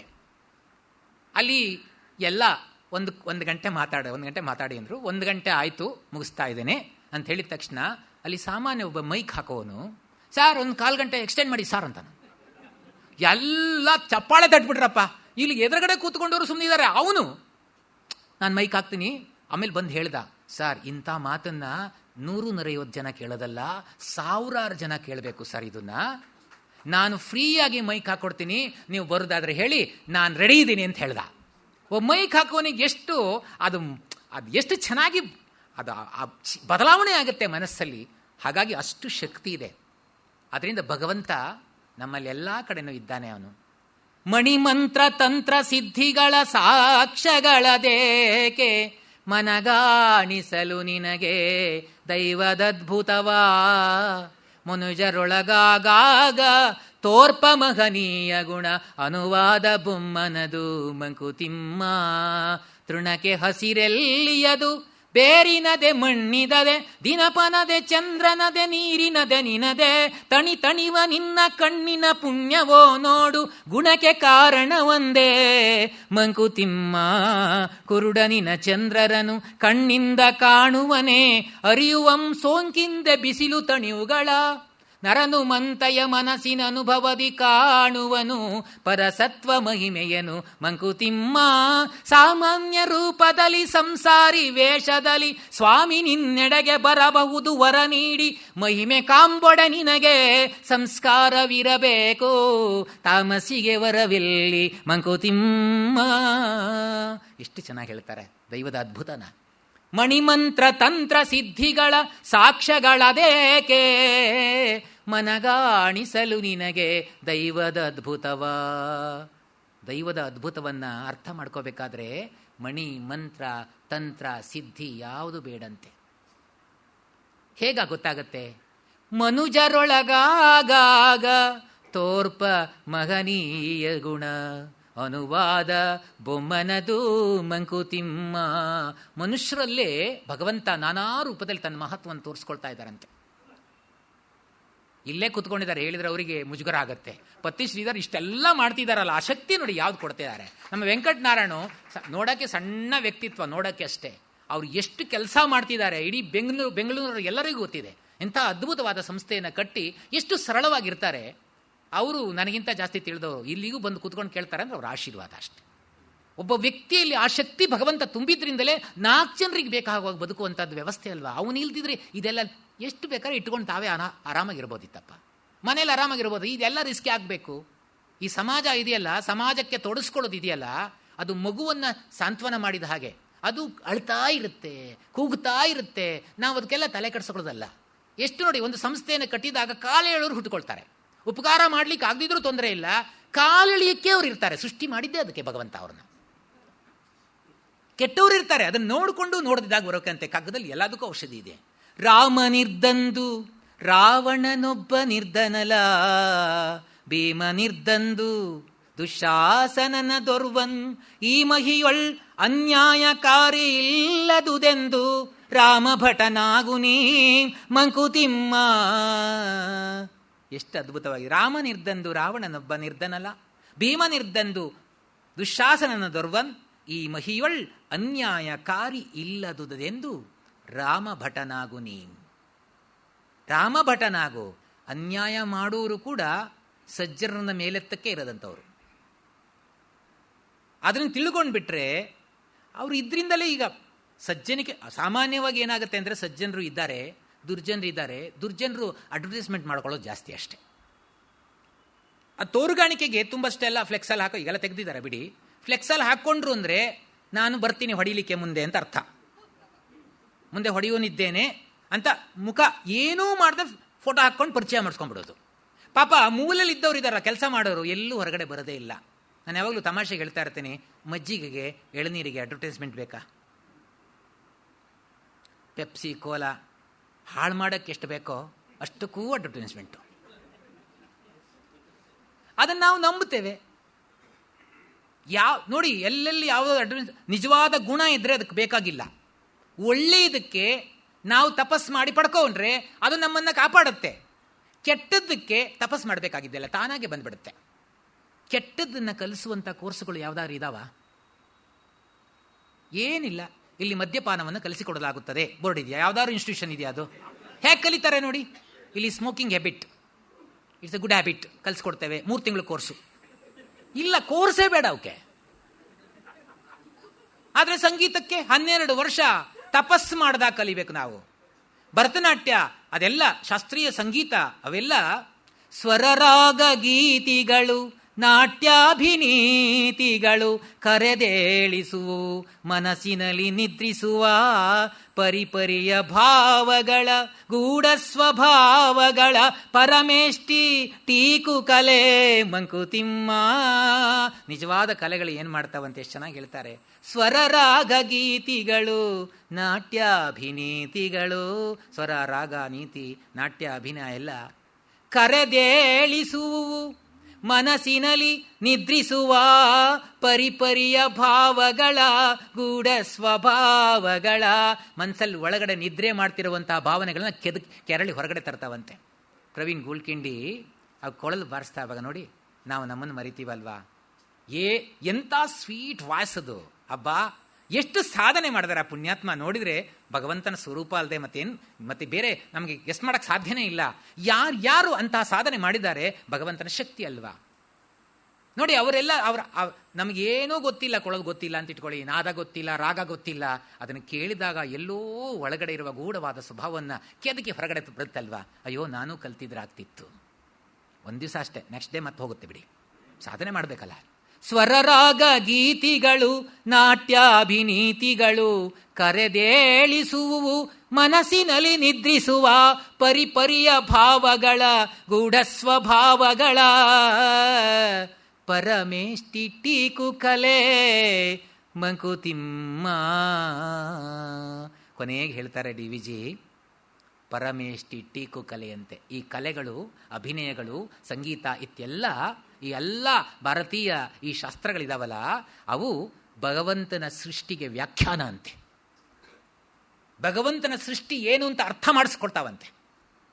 ಇನ್ನೇನು ಎಂಥ ಶಬ್ದಗಳನ್ನು ಬಳಸಿದ್ದಾರೆ. ಅದರಿಂದ ನಾನಾ ರೀತಿಯಲ್ಲಿ ಭಗವಂತ ನಮ್ಮ ಕಣ್ಣೆದುರುಗಡೆ ಇರ್ತಾನೆ. ಮಣಿಮಂತ್ರ ತಂತ್ರ ಸಿದ್ಧಿಗಳ ಸಾಕ್ಷ್ಯಗಳದೇಕೆ ಮನಗಾಣಿಸಲು ನಿನಗೆ ದೈವದ ಅದ್ಭುತವ ಮನುಜರೊಳಗಾಗ ತೋರ್ಪ ಮಹನೀಯ ಗುಣ ಅನುವಾದ ಬೊಮ್ಮನದು ಮಂಕುತಿಮ್ಮ. ಮನುಷ್ಯರಲ್ಲೇ ತನ್ನ ಶಕ್ತಿ ತೋರಿಸ್ತಾನಂತೆ. ರವಿಶಂಕರ ಗುರೂಜಿ ಇರ್ಬೋದು, ಸಾಯಿಬಾಬಾ ಇರ್ಬೋದು. ಒಬ್ಬ ವ್ಯಕ್ತಿ ಲಕ್ಷಾಂತರ ಜನಗಳನ್ನು ಮನಸ್ಸಿನ ಪರಿವರ್ತನೆ ಮಾಡ್ತಾನೆ ಅಂದರೆ ಭಗವಂತನ ಶಕ್ತಿ ಅಂತ ನಾವೇನಾದ್ರು ತಪ್ಪು ತಿಳ್ಕೊಳ್ಳೋಕೆ ಸಾಧ್ಯನಾ? ಅಂಥ ಅದ್ಭುತವಾದ ಎಂಥ ಶಕ್ತಿಗಳೆಲ್ಲ ಇದ್ದಾವೆ. ನಮಗೆ ಯಾಕೆ ಒಬ್ಬರನ್ನ ಪರಿವರ್ತನೆ ಮಾಡೋಕ್ಕಾಗಲ್ಲ? ಅವ್ರು ಲಕ್ಷಾಂತರ ಜನನ ಎಷ್ಟು ಚೆನ್ನಾಗಿ, ಆ ಶಕ್ತಿ ಇಲ್ದಿದ್ರೆ ಸಾಧ್ಯನೇ ಇಲ್ಲ. ಅದು ಭಗವಂತನ ಶಕ್ತಿ, ಅದು ಭಗವಂತನ ಅನುವಾದ ಅಂತ ಡಿ ವಿ ಜಿ ಹೇಳ್ತಾರೆ. ತೃಣಕ್ಕೆ ಹಸಿರೆಲ್ಲಿಯದು ಬೇರಿನದೇ ಮಣ್ಣಿನದೇ ದಿನಪನದೇ ಚಂದ್ರನದೇ ನೀರಿನದೇ ನಿನದೇ. ಪ್ರಶ್ನೆ ಕೇಳ್ತಾರೆ ನೋಡಿ, ಭಗವಂತನ ಅದ್ಭುತವನ್ನು ಮನಗಾಡಿಸ್ಲಿಕ್ಕೆ ಇನ್ನೇನು ಬೇಕು? ತೃಣಕ್ಕೆ ಹುಲ್ಲಿಗೆ ಹಸಿರು ಬಣ್ಣ ಎಲ್ಲಿಂದ ಬಂತು, ಹೇಗೆ ಬಂತು? ಪ್ರಶ್ನೆಗೆ ಉತ್ತರ ಕೊಡೋ ಹಾಗಿದ್ದೀವ ನಾವು.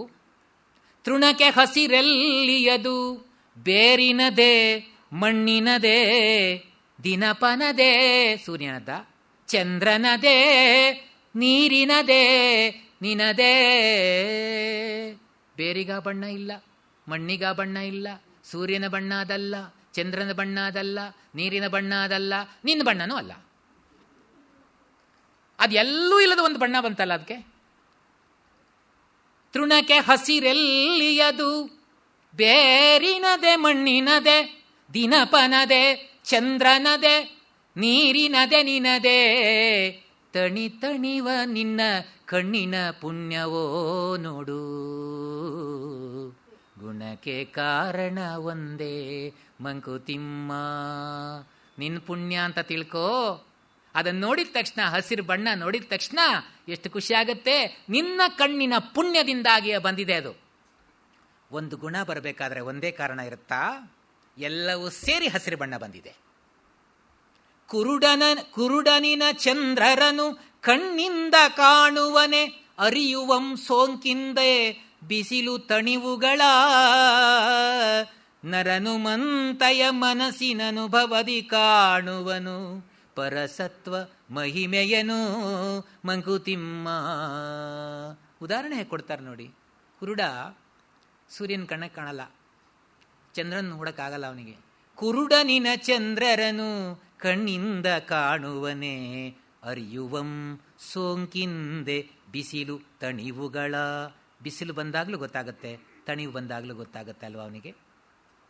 ನರನು ಮಂತೆಯೇ ಮನಸ್ಸಿನ ಅನುಭವದಿ ಕಾಣುವನು. ನರನು ಮಂತೆಯೇ, ನರನುಂ ಅಂತೆಯೇ ಮನಸ್ಸಿನ ಅನುಭವದಿ ಕಾಣುವನು, ಪರಸತ್ವ ಮಹಿಮೆಯನೋ ಮಂಕುತಿಮ್ಮ. ಪರಸತ್ವ ಮಹಿಮೆಯನ್ನ ಹೀಗೆ ಕಾಣ್ತಾನಂತೆ. ದೇವರೆಲ್ಲಿ ಅಂತ ವಸಂತ ಕುಸುಮಾಂಜಲಿ ಅಂತ ಕವನ ಸಂಗ್ರಹದಲ್ಲಿ ಡಿ ವಿ ಜಿ ಬರೆದಿದ್ದಾರೆ. ಇಷ್ಟು ಚೆನ್ನಾಗಿ ಆ ದೇವರ ಕಲ್ಪನೆ ಮಾಡ್ತಾರೆ.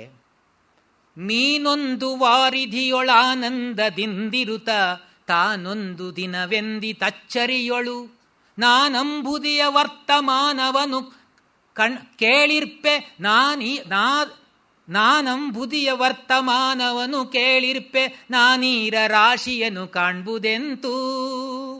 ಮೀನೊಂದು ವಾರಿಧಿಯೊಳ ಆನಂದದಿಂದಿರುತ್ತ, ಸಮುದ್ರದಲ್ಲಿ ಆನಂದವಾಗಿದ್ದಾಗ ಒಂದು ದಿವಸ ಹೇಳ್ತಂತೆ, ನಾನು ಸಮುದ್ರದ ವರ್ತಮಾನ ಎಲ್ಲೋ ಕೇಳಿದ್ದೇನೆ, ಆ ನೀರ ರಾಶಿಯನ್ನು ಯಾವತ್ತು ನೋಡೋದು? ಮೀನೊಂದು ವಾರಿಧಿಯೊಳ ಆನಂದದಿಂದಿರುತ್ತ ತಾನೊಂದು ದಿನವೆಂದಿ ತಚ್ಚರಿಯೊಳು ನಾನಂಬುದಿಯ ವರ್ತಮಾನವನು ಕೇಳಿರ್ಪೆ ನಾನೀರ ರಾಶಿಯನ್ನು ಕಾಣ್ಬುದೆಂತೂ.